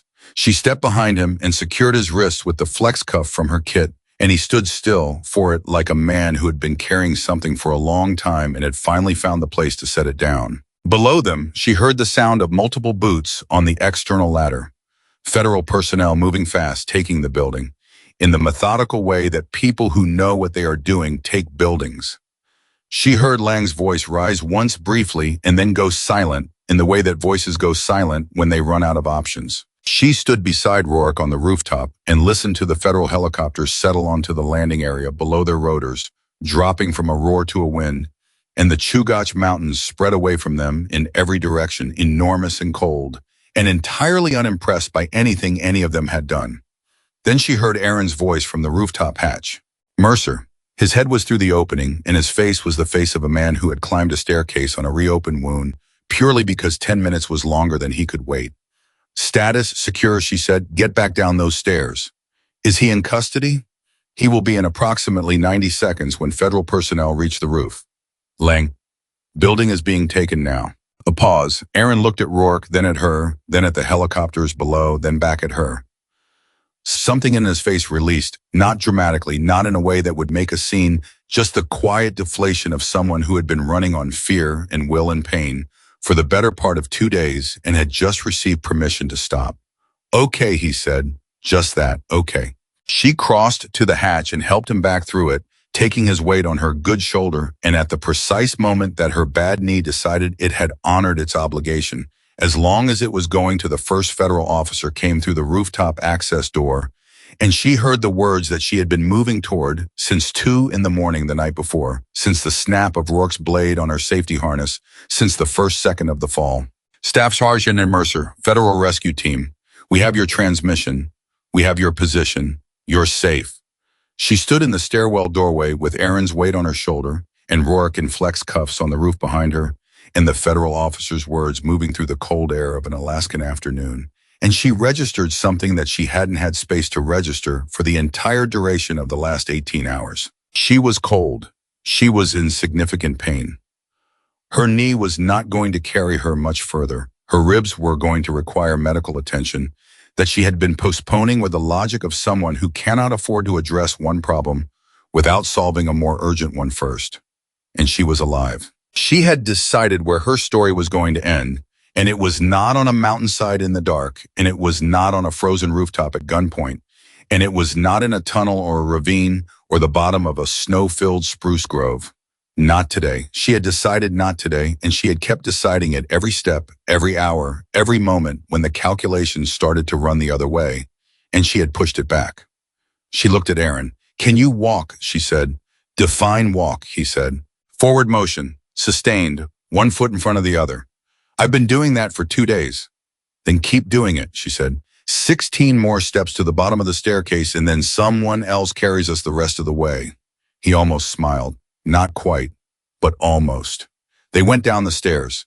They airlifted Aaron out first. Sloane insisted on it, and when the federal search and rescue medic tried to redirect the conversation toward her own injuries, she used the voice she reserved for situations where being heard the first time was not optional. "He has a gunshot wound that's been open for 2 days in sub-zero conditions," she said. "He goes first. That's not a discussion." The medic looked at her, at the way she was standing, slightly tilted to favor her good leg. One arm held at a careful angle, breathing with the deliberate shallowness of someone managing fractured ribs, and made the professional assessment that arguing with her was going to cost more time than it saved. Aaron went first. Before they loaded him, he reached back and caught her arm. His grip was weaker than it had been 2 days ago in the tunnel, but his eyes were clear and steady. The recordings, he said. Evidence device goes with you, she said. Chain of custody starts now. Don't let it out of your direct control until you hand it to a federal prosecutor personally. And the camera card. She reached into her boot, the same lining in the card that had traveled 6 miles through a blizzard and 2 firefights in 1 mountain descent without ever being more than 3 inches from her body, and transferred it to his hand. Aaron looked at it for a moment.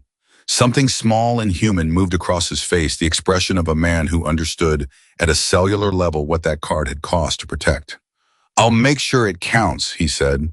I know, she said. They loaded him into the helicopter, and she watched it lift and bank north toward Elmendorf, and then she sat down on a crate in the maintenance corridor because her knee had finally submitted its letter of resignation, and she was no longer in a position to argue with it. 1342 hours. 18 hours and 29 minutes since Rourke's blade had found her safety harness. She sat in the cold with her back against the wall and let the medics work, and for the first time since the fall, she had nothing urgent left to do. No calculation to run, no variable to manage, no decision point, bearing down on her with the weight of everything at stake. Just the cold and the hum of the federal aircraft outside and the voices of personnel processing Lang and Rourke and the contractors. And the particular kind of exhaustion that arrives not when the body gives out, but when the mind finally accepts that it's allowed to. She didn't cry. She had expected to in some distant theoretical way, had expected that the combination of shock and pain and the sheer accumulated weight of the last 18 hours would eventually find some release. Instead, what she felt was quieter and more complicated than grief or relief, more like the feeling of a muscle finally releasing a contraction it had been holding so long that the release itself was almost painful. The medic working on her knee said something about ligament damage. She heard the words and filed them for later. Later was a different problem set. What she was thinking about sitting in that corridor was Corporal Mason Reed. He had been on the helicopter. He had been one of the 4 men who surrounded her in the cabin.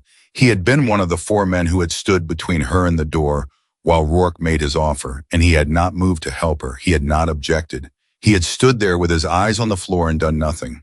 But she kept returning to a detail that she had not fully processed during the fall and its aftermath, because survival had a way of focusing attention very narrowly on the variables that mattered right now. In the moment before Rourke's blade cut her harness, in the compressed and accelerated time of a situation moving faster than thought, she had seen Reed's hand move. Not toward her, not to stop Rourke, but away from the others, one small involuntary motion, the hand of a man whose body was trying to object to something his mind had already concluded he couldn't stop. She didn't know what that meant. She wasn't sure it meant anything definitive, but she had spent enough time studying human behavior in extreme situations to understand that the gap between active participation and silent complicity was real, and that the gap between silent complicity and silent objection was also real, and that the law and justice, which was not always the same thing as the law, needed to recognize the difference. When the federal agents came to take her statement, she told them about Reed's hand. The agent, a compact woman named Special Agent Diaz from Army CID, wrote it down without comment and without the skeptical tightening around the eyes that Sloane had half expected. Diaz had the manner of someone who collected information with the same care that other people collected, fragile things carefully, completely, without deciding what it meant until she had all of it. Is there anything else about the helicopter, Diaz said, that you want on record before we move to the facility? Sloane thought about it. Then she said, Rourke told Lang I was the best soldier in the unit. I want that on record too. Diaz looked at her. It matters, Sloane said, because his defense is going to be that I was a liability, that I was reckless, that there was something wrong with my judgment. And the fact that he said that to Lang in that building before he knew I was listening, that's the truest thing he said in this entire situation. Put it on the record. Diaz put it on the record. The flight to Elmendorf took 37 minutes. Sloane spent them strapped to a stretcher she had not agreed to, but had accepted on the grounds that standing was no longer a realistic option. Watching the Chugach Mountains move beneath the aircraft and thinking about the fact that 12 hours ago she had been moving through those mountains on foot, cold and damaged, and carrying evidence in her boot. And now she was above them in a federal aircraft with the evidence in the hands of people who could use it, and the men who had thrown her off a helicopter were in restraints. The math of that was almost too large to hold in her head at once. Almost. She was in surgery for her knee within 2 hours of landing at Elmendorf.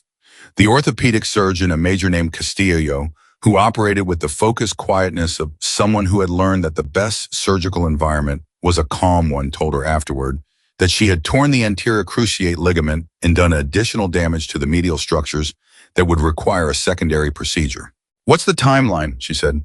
For full recovery, 8 to 12 months. For operational capacity.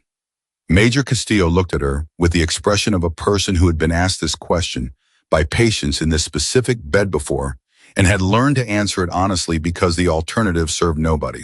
That depends on what operational capacity means to you, he said. The knee can be rehabilitated to a high functional level. Whether it meets Ranger operational standards is going to be determined by your recovery process, your physical therapy compliance and factors. We won't fully know for several months. Tell me the honest version, she said. The honest version is that you may not return to the same role, he said.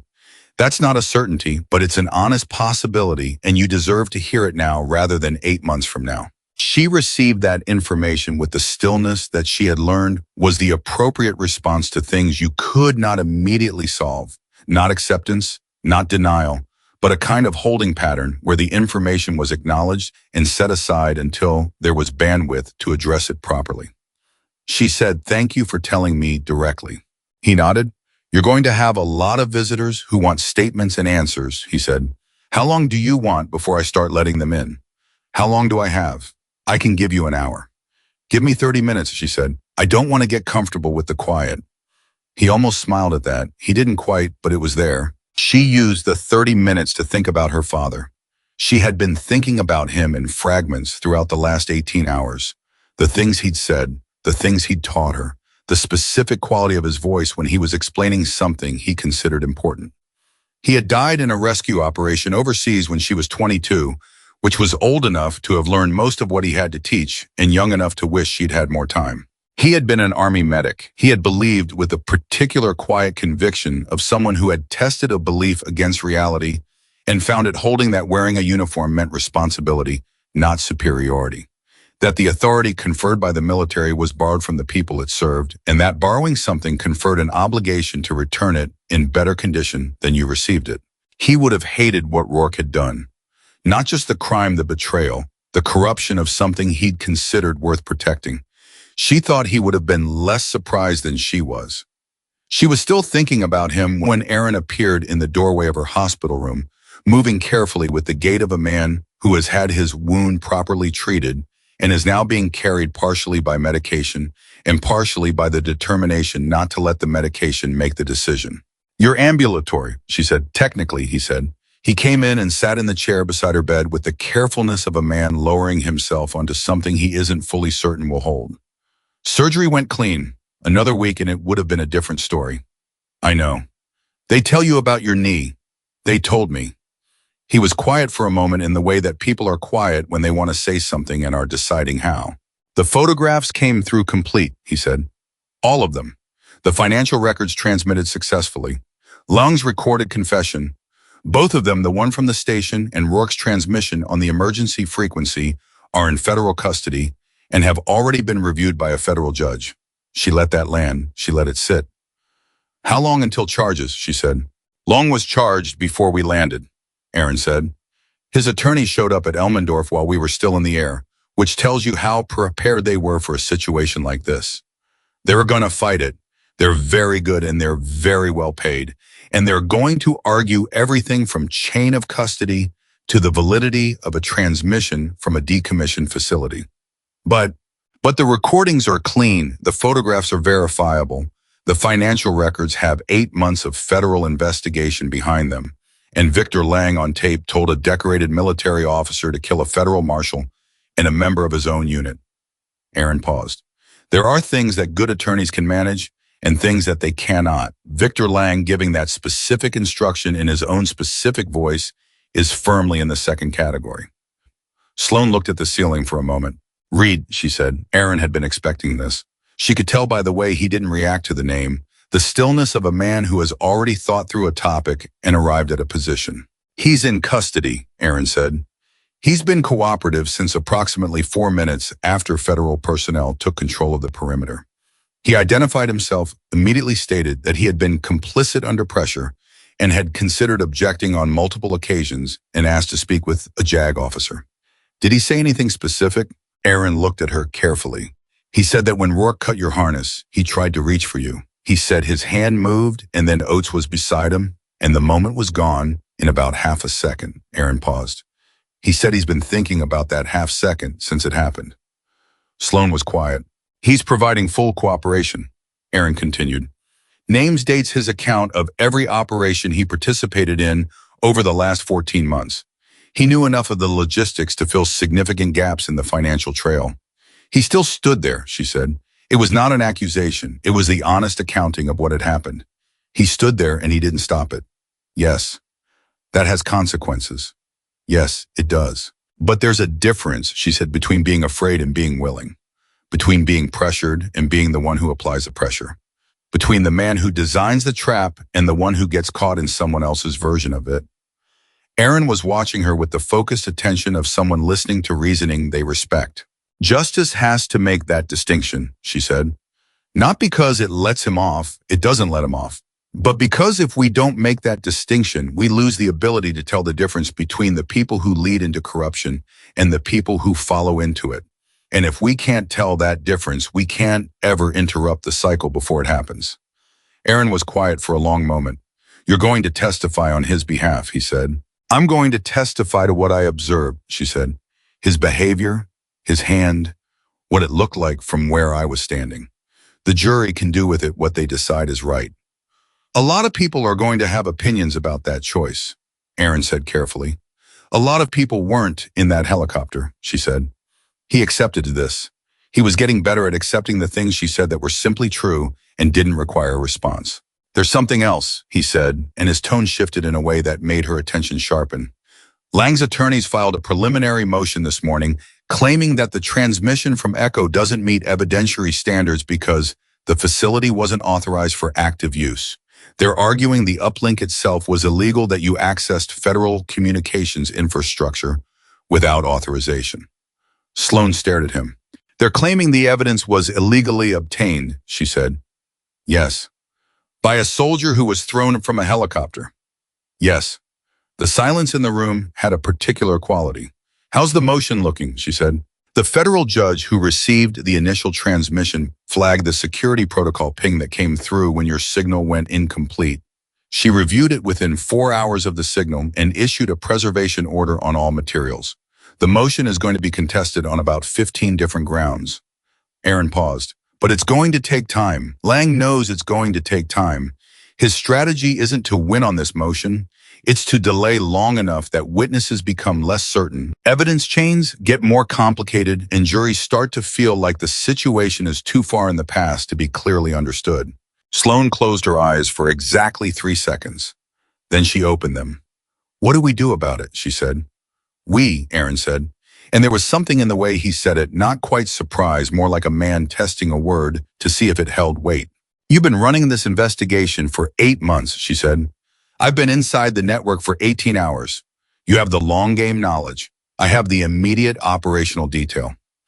If Lang's attorneys are going to fight this on a delay strategy, then the answer is to move faster than the delay, which means the two of us need to be telling the same story clearly on the record without gaps they can use. Aaron looked at her for a moment. Then he said, You got thrown off a helicopter less than 24 hours ago. I'm aware. You're aware. You had knee surgery this morning. Also aware. Most people in your situation would be focused on their own recovery. Most people in my situation would not have hidden a camera card in their boot during a blizzard while relocating their own shoulder, she said. We've established that my approach to situations is slightly different from most people. Something moved across Aaron's face, then something she hadn't seen there before through all the hours of movement and cold and pain and survival calculation. It was unhurried and genuine, and it changed his face in a way that made him look younger than the federal officer he'd been performing for most of the last 2 days. King said, I've been doing this work for 11 years. I've worked with soldiers, marshals, FBI agents, federal prosecutors. I have never in 11 years seen anyone do what you did on that mountain. I had help, she said. You found a man tied up in a cabin and decided his survival was as important as yours. He had information I needed. Mercer. Pike.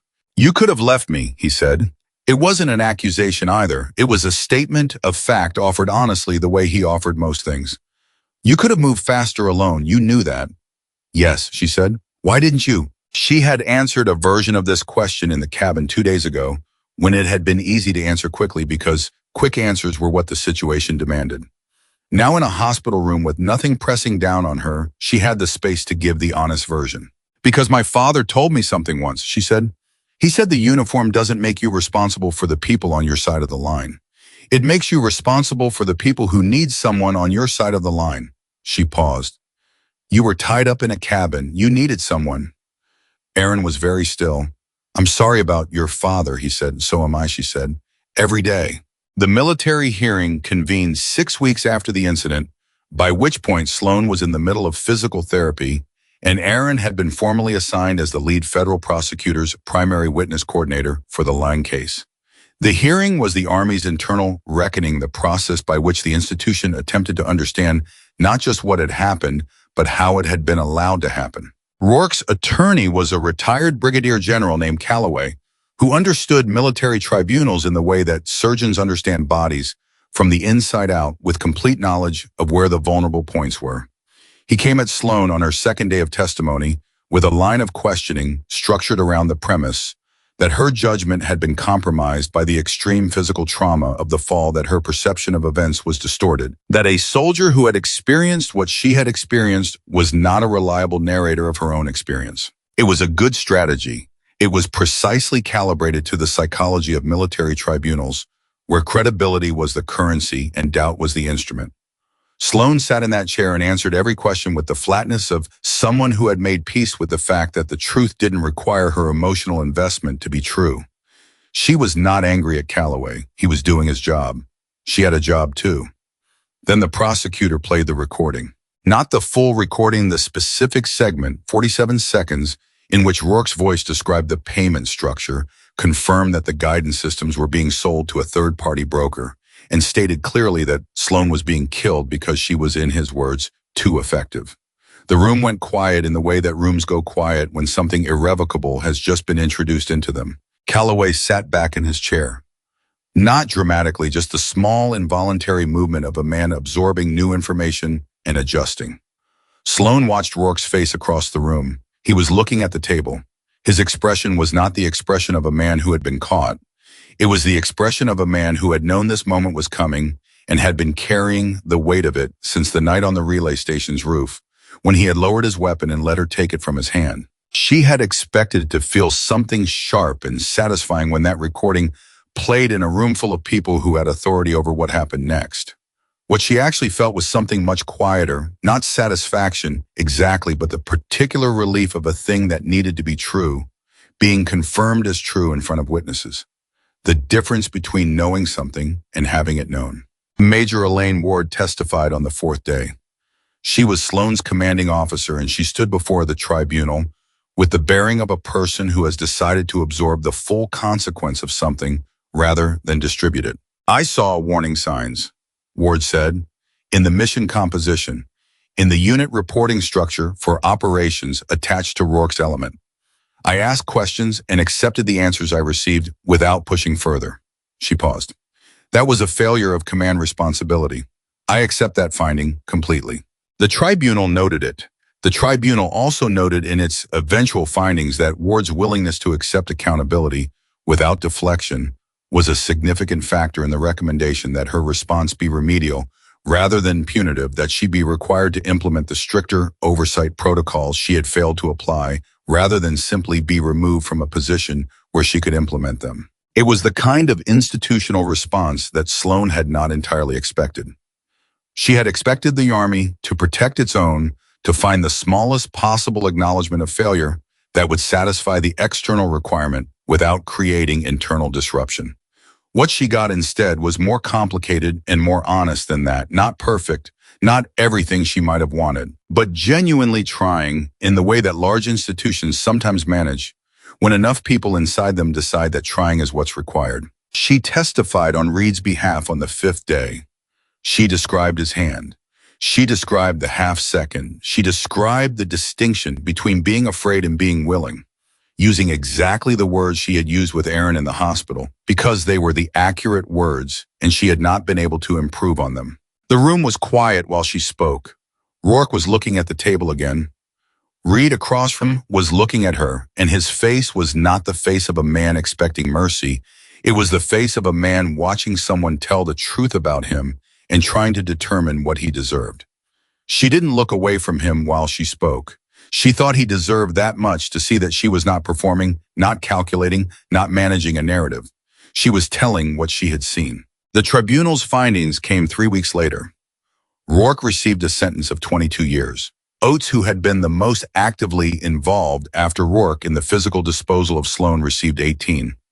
Hargrove 15. Reed received a sentence of 4 years with the possibility of parole consideration at 18 months conditional on continued cooperation and completion of a military accountability program that did not yet exist but was going to be built in part from the framework that Sloane had begun outlining in conversations with Ward and the JAG office. Long's trial was still pending. His attorneys were fighting on every available ground, and the motion about the echo transmitter's authorization had not yet been resolved. But the evidence was strong and the recordings were damning, and the federal judge who had issued the preservation order was not a person who appeared to be interested in being managed. Aaron called her the night the tribunal findings were released. It was late past 11 and she was in the middle of her physical therapy homework, the specific exercises Major Castillo's team had given her for the knee, which she did every night at the same time whether she felt like it or not, because consistency was what rehabilitation required, and she was constitutionally incapable of doing the partial version of something she had decided to do. Rourke took the plea, Aaron said when she picked up, on the federal charges too. All of them, 22 military, plus the federal conspiracy and obstruction counts. His attorney convinced him that the recordings made a trial inadvisable. She processed this. He's going to testify against Lang, Aaron said. Full cooperation. His attorney negotiated it as part of the plea. Does Lang know? Long's attorneys were notified 2 hours ago. A pause. I'm told the reaction was significant. She thought about Lang in that building in that measured, unhurried voice, giving instructions about what to do with people who had become inconvenient. She thought about the 14 crates in the tunnel and the 11 more at Echo and the number she had calculated and what it meant in terms of military technology in the hands of people who had paid for it without caring what it would be used against. Good, she said simply. How's the knee progressing, she said, slowly. You doing the exercises? I'm doing the exercises right now, at 11 o'clock at night. I do them every night at the same time. A pause on his end that had a quality she had started to recognize over the last several weeks. The pause of a man who is amused and is deciding whether the situation calls for expressing it. Mercer, he said, you know most people take breaks. I know, she said. I'll take one when the knee is back. That's not what breaks are for. I know what breaks are for. Another pause. Then, I'm coming to Elmendorf next week. Follow-up deposition for the Lang trial prep. I could come by if if you're not, come by, she said. I'll be here. Okay, he said. She held the phone for a moment after he hung up in the quiet of a hospital recovery room that smelled of antiseptic and had a window that looked north toward the mountains she had crossed 18 hours on foot, injured and hunted and carrying the most dangerous piece of evidence in the Chugach range in her boot. She looked at the mountains for a long time. Then she went back to her exercises. The nightmare started in the 3rd week. Not during the acute phase, not in the first days when the pain was loud enough to crowd out everything else and the medications kept the edges soft and the body had enough immediate crisis to manage that the mind didn't have bandwidth for anything beyond the next hour. The nightmares waited the way bad things often do until the immediate danger had passed and the quiet arrived, and there was finally enough space for everything that had been held at arm's length to come rushing back in. She would wake at bar 2:43 precisely. Not approximately, not around 2 in the morning, exactly 02:33, the same minute she had registered on the helicopter's instrument panel, in the fractured second before the door swung open. Her body had memorized the timestamp, the way it had memorized 1,000 other operational details, And now it replayed it nightly with the fidelity of a machine that did not understand the difference between useful information and damaging information. In the dream, she always fell. In the dream, the trees were never there. She didn't tell anyone for 11 days. This was not a conscious decision. It was the default behavior of someone who had spent years in an environment where admitting difficulty was interpreted as requesting removal. She managed it the way she had managed the dislocated shoulder and the fractured ribs and the compromised knee, by noting it, cataloging it, and continuing to function around it. On the 12th day, Aaron came for the deposition he had mentioned, and he came by her room after, and she had been awake since 0213, and it was now 0900. And the specific quality of exhaustion that comes from 12 consecutive nights of 4 hours of sleep had produced something visible in her face that she apparently could not manage away, because Aaron sat down in the chair and looked at her for approximately 4 seconds before he said, "How long?" She considered deflecting. She ran the calculation on it and determined that the cost of the deflection, the energy required to construct and maintain it, the additional weight of carrying it in addition to everything else exceeded whatever it would cost to simply answer honestly. 12 nights, she said. I didn't say he was sorry. He didn't offer the particular brand of sympathy that people offer when they want to acknowledge something without engaging with it. He said same time every night, 2 or 3. The timestamp. Yes. I was quiet for a moment. Then, I had a case 4 years ago. Witness protection assignment. The subject was killed before we could move him.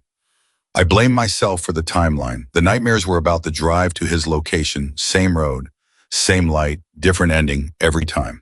He paused. It took me about 3 months to figure out that I wasn't going to manage my way out of it. Sloane looked at him. I was talking to someone before I figured that out, he continued. A psychologist, veterans trauma specialist. I had decided it wasn't necessary because I was functional, was going to work, completing cases, meeting performance standards. He met her eyes steadily. I was wrong about what necessary means. I'm functional, she said. I know you are, he said. You're also awake at 0213 every night, and you've been carrying it alone for 12 days. The room was quiet. I'm not built for that kind of help, she said. It was the most honest thing she had said about it, and saying it out loud clarified something. Not a decision exactly, but the shape of the obstacle she had been avoiding, which was the first step toward addressing it. Nobody is going in, Aaron said. That's not a character flaw. It's just where you are. She looked at the mountains through her window for a moment. My father would have told me to go, she said. Your father sounds like he was smarter than both of us. He was, she said, by a significant margin. She made the appointment the following morning. The psychologist was a civilian contractor named Dr. Renee Okafor, a compact, precise woman in her 50s who had spent 2 decades working with combat veterans and special operations personnel and had developed the particular quality of presence that people in that work either develop or leave the ability to sit with extremely difficult material without either flinching from it or being defined by it. At their first session, Dr. Okafor said, "Tell me what you want from this." Sloane had expected to be asked what happened or how she felt, or some version of the intake questions she had read about in the standard trauma literature she had reviewed before coming. The directness of the actual question caught her slightly off guard, which Dr. Okafor appeared to note and not comment on. I want to sleep past 0213, Sloane said. That's the symptom. What do you want from the work? Sloane thought about it genuinely, which was itself unfamiliar. The deliberate consideration of an internal question rather than the rapid operational assessment of an external one. I want to be able to hear a helicopter, she said slowly, without my body deciding we're back in the Chugach at 2 in the morning. That's more specific, Dr. Okafor said. Good. What else? I want to stop feeling like the soldiers who didn't know what Rourke was doing, the ones in the broader unit who were deceived. I want to stop feeling responsible for their deception. I knew something was wrong, and I didn't know I knew it until it was already in motion. And you believe you should have known sooner. I believe a better soldier would have. Dr. Okafor wrote something in her notes. We'll come back to that belief specifically, she said. It's doing a lot of work in how you're processing everything else. Recovery, Sloane discovered, was its own kind of operational problem. It had variables and timelines and resistance points and progress metrics, and it could be approached with the same systematic attention she gave to any other complex problem, but it could not be forced on the same timeline as a mission. Recovery had its own pace, and the pace was not negotiable. And the work of recovery was partly the work of learning to tolerate a timeline that did not respond to effort the way physical training responded to effort. The knee progressed, not as fast as she wanted, which was the speed of yesterday, but at the rate that ligament tissue actually heals when properly supported, which is considerably more patient than urgency would prefer. Major Castillo ran her through the progression milestones with the systematic honesty that she had come to appreciate in him, always telling her exactly where she was relative to where she needed to be, never rounding the numbers to make them more comfortable. At the 3-month mark, he told her the secondary procedure had been successful and the joint was tracking better than the initial prognosis had suggested. "You're a good patient," he said. "I do the exercises," she said. "Every night at the same time," he said. There was the almost smile again. "Consistency is how things heal," she said. "Yes," he said, "it is." Victor Lang's trial began 4 months after the incident and ran for 6 weeks. Sloane testified on the 8th day after the forensic accounting team had spent 3 days laying the financial foundation, and after 2 of Lang's former contractors had provided cooperation testimony that established the operational structure of the smuggling network in detail that no defense attorney could successfully frame as ambiguous. She walked to the stand with a cane. She had not wanted to use the cane in that room in front of those people, and she had spent approximately 1 day wrestling with that preference before she identified it accurately as pride.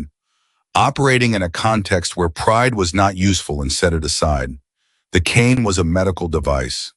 The knee was recovering. Neither of those facts required management or concealment. Lang's lead attorney, a formidable woman named Patricia Hale, who had successfully defended 3 defense contractors in the preceding decade, cross-examined Sloane for 4 hours. Hale was precise, structured, and relentless. She challenged the chain of custody on the camera card, and she questioned the authorization of the echo transmitter uplink.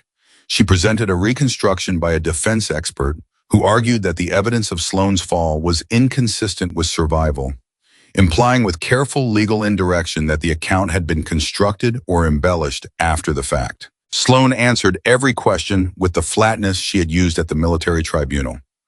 Not because she was suppressing emotions she had learned in the months of work with Dr. Okafor that suppression was different from steadiness, but because the facts were steady on their own and her emotional state was irrelevant to their accuracy. When Hale asked whether it was possible that Sloane's memory of the events aboard the helicopter had been distorted by the physical trauma of the fall, Sloane said, "The recording of the events aboard the helicopter was made by the helicopter's own flight data system. My memory is one piece of evidence. The recording is another. The flight data does not experience trauma." A murmur moved through the courtroom. Hale adjusted. She was good enough to adjust. "The recording you claim to have made on Marshal Pike's evidence device." "The recording that Marshal Pike's evidence device made," Sloane said. "I activated the device. The recording was made by the equipment. Was made under conditions of extreme physical and psychological stress. The equipment's recording quality is not affected by my stress level," Sloane said. "The recording is either authentic or it isn't. Your defense's expert authentication analysis concluded that it is. That's in the record." Hale moved on. She was skilled enough to know when a line of questioning had reached its ceiling. The moment that broke the trial open, not dramatically, not with the theatrical suddenness of courtroom fiction, but with the slow, irreversible weight of something that cannot be walked back, came on the 14th day when the prosecution played Lang's recorded voice giving Rourke the order. The specific instruction. The specific words. Lang's voice unhurried and precisely modulated, telling Rourke to kill Sloane Aaron and the soldiers if necessary, delivered with the absolute certainty of someone who had never had to raise his voice to be obeyed. Sloane, sitting in the gallery that day, she had already testified and was present only because Aaron had asked her to be watch the jury. She had testified in enough proceedings to understand that jury observation was inexact and that confident reads on jury sentiment were usually more about the observer's wishes than the jury's actual state. But what she saw moving through those 12 faces when that recording played was not something she needed expertise to interpret. It was the expression of people encountering something that had shifted the floor beneath their understanding, not just of the case, but of what kind of person could exist at the level of power Victor Lang had occupied. Lang himself was looking at the table. He had been looking at the table or the wall or some middle distance that had nothing to do with the room for most of the trial. Now, for the first time, he looked up, and what Sloane saw in his face was not guilt. She had stopped expecting guilt from men like Lang, because guilt required the belief that the person you had harmed deserved otherwise but the expression of a man who had, for the first time in a very long time, run out of moves. The jury deliberated for 2 days and returned a verdict on all counts. Sloane was not in the courtroom when it was read. She was in the middle of a physical therapy session at Elmendorf, on the stationary equipment that Major Castillo's team had cleared her for in the previous week when Aaron called. She picked up. He said, "Guilty, all counts." She kept moving on the equipment for 3 full seconds before she stopped. Then she sat with the phone and the verdict in the 6 months of everything that had preceded it, and she felt something move through her that was larger and quieter and more complete than anything she had expected. Not triumph, because triumph suggested a contest between equals, and this had never been a contest she had wanted to be in, but something closer to the feeling she'd had in the tunnel when she rerouted the transmitter connection and the panel lit up. The thing that needed to happen had happened. Lange, she said. Sentencing in 6 weeks. The federal guidelines put him at 30 years minimum, given the conspiracy scope and the national security classification of the technology involved. Aaron paused. His attorneys are going to appeal. They will appeal for years, but the conviction stands until something changes it, and what they're appealing from is a complete evidentiary record with 2 separate audio recordings of Victor Lang giving criminal instructions in his own voice. "Read," she said. "Paroled at 18 months, Aaron said. He's reporting to the Veterans Accountability Organization. The one that was mentioned during the tribunal. He started last week." She absorbed this. "Elaine Ward implemented the new oversight protocols last month," Aaron continued. "Joint missions with attached special operations elements now require second command authorization for any modification to the mission profile after departure. It's not everything, it's not a guarantee, but it closes the specific gap that Rourke used. It's a start," she said. "Yes," he said, "it's a start." 6 months after the trial, Sloane stood beside an open helicopter door for the first time since the night in the Chugach. The aircraft was a training Black Hawk at Elmendorf Stationary on a platform part of the Survival and Resistance program that she had agreed to help develop a joint curriculum for Rangers, aviators, and federal rescue teams that addressed wilderness survival, evidence preservation, recognition of unlawful orders, and the protection of teammates without the loss of moral judgment. Her knee had cleared operational standard 2 weeks earlier. Not the same as before. Major Castillo had been honest about that, and she had accepted the honesty with the equanimity she had been working on, the kind that comes from understanding that a different capacity is not the same as a lesser one. She was cleared for instructional operational roles. She was not yet cleared for frontline Ranger deployment. The path back to that clearance was possible but not certain, and she had made her peace with the uncertainty in the specific way that Dr. Okafor had helped her understand peace was made not by resolving the uncertainty, but by learning to function fully within it. The first class of the program stood in a loose formation inside the hangar. Experienced soldiers, mostly people who had been in the field long enough to develop the particular confidence that experience provides, and with it the particular vulnerability that comes from mistaking experience for invulnerability. She had heard the stories they had heard about her. She knew the version that had circulated through the units, carried by word of mouth and the embellishing machinery of military culture, until what had actually happened on the Chugach had been inflated into something nearly supernatural, an 8,000-foot fall, a solo firefight against a platoon of armed contractors, a one-woman assault on a fortified facility. She addressed it directly. She always addressed false narratives directly because she had learned on a frozen mountain that false narratives had a way of obscuring the actual lesson, and the actual lesson was the only thing that mattered. The fall was not 8,000 feet, she said. The helicopter was descending through a storm. The altitude was significantly lower than what you've heard. The terrain below was a steep, angled snowfield with a spruce canopy. Those are the facts. If it had been 8,000 feet, I would not be standing here. Physics doesn't make exceptions for rangers. A few faces in the formation absorbed this with the fractional recalibration of people who had been carrying an inflated number and were now replacing it with an accurate one. What I'm going to teach you in this program, she continued, is not how to be invincible. There is no such thing. What I'm going to teach you is how to stay calm long enough to identify one possible choice when the situation has taken away every choice you thought you had, and how to ask for help when asking for help is what makes the difference between the mission succeeding and failing. A soldier near the front, young, probably 23, with the particular combination of physical confidence and practiced composure that Ranger selection produces, raised his hand with the slight hesitation of someone deciding whether the question was worth the risk of asking. "Sergeant Mercer," he said, "the stories say you refused to give up the camera card even when they had a weapon on you." "That's accurate," she said. "Why, if they're going to kill you either way?" "They weren't going to kill me either way," she said. "They were going to kill me if I gave them the card and hope I didn't have a copy. They were going to kill me if I didn't give them the card and call it an accident. The card was never what I was negotiating over." She looked at him steadily. "I was negotiating for time. Every second I kept them talking was a second closer to a different option. The card was the thing they wanted, which meant it was the thing that kept me in the conversation."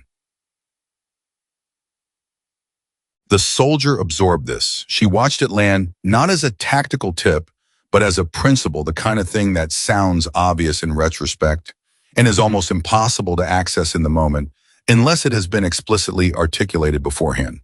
"What was the different option?" he said. "In that situation, it was the snowfield," she said. "Before that, it was the tree line. Before that, it was the 40 seconds I had to study the terrain on the way into the drop zone." She paused.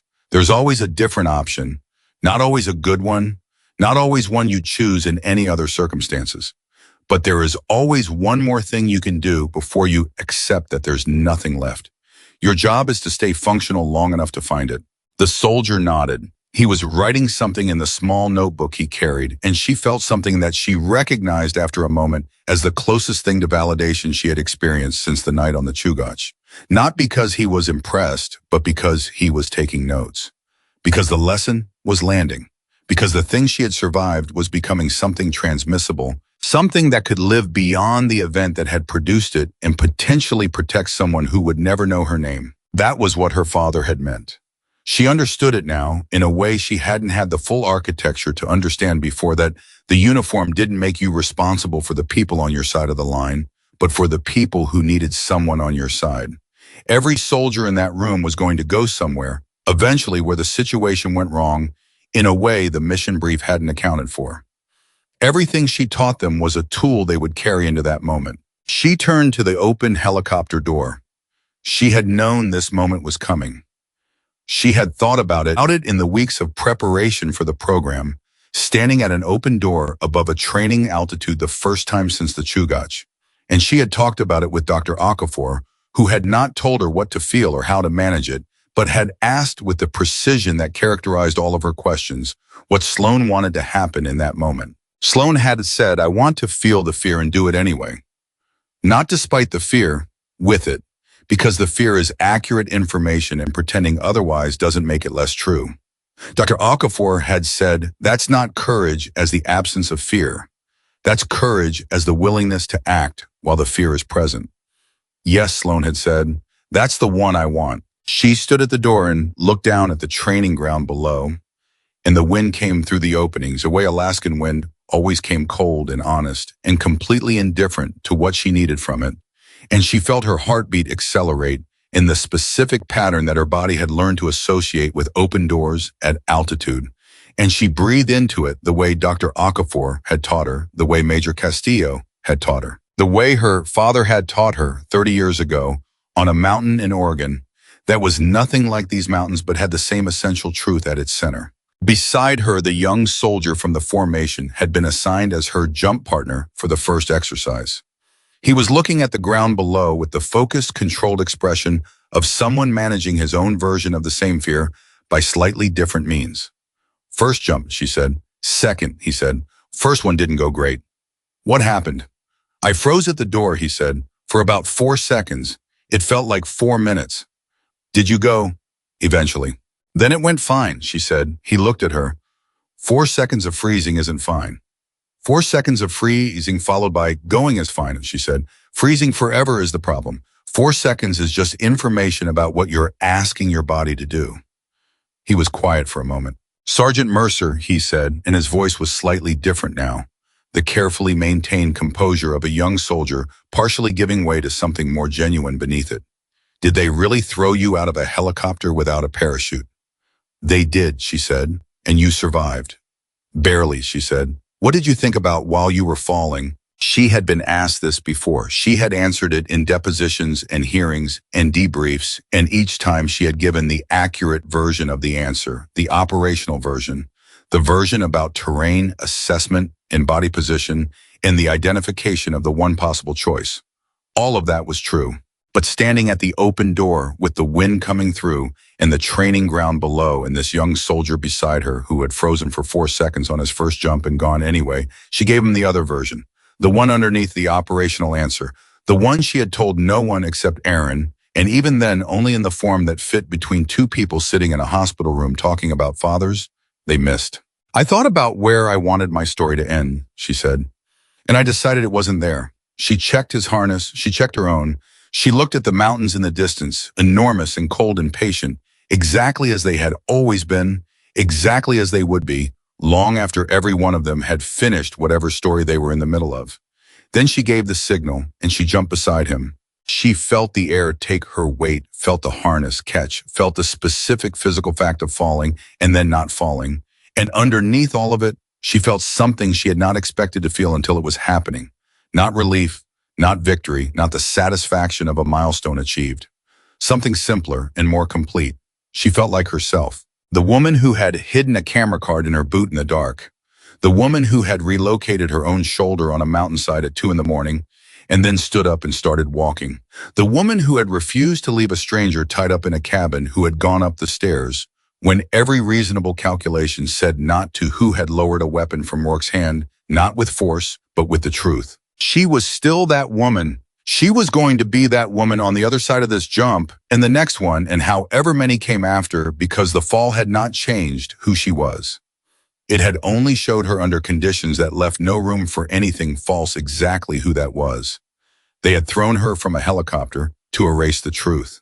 Instead, she had carried the truth through a blizzard in her boot, transmitted it from a decommissioned relay station at the edge of her operational limit, testified to it in 2 separate legal proceedings, and then stood up in front of a room full of soldiers and taught it to the next generation of people who would need it. The fall was not her failure. The fall was the beginning of everything that followed, and everything that followed was exactly where her story was supposed to go.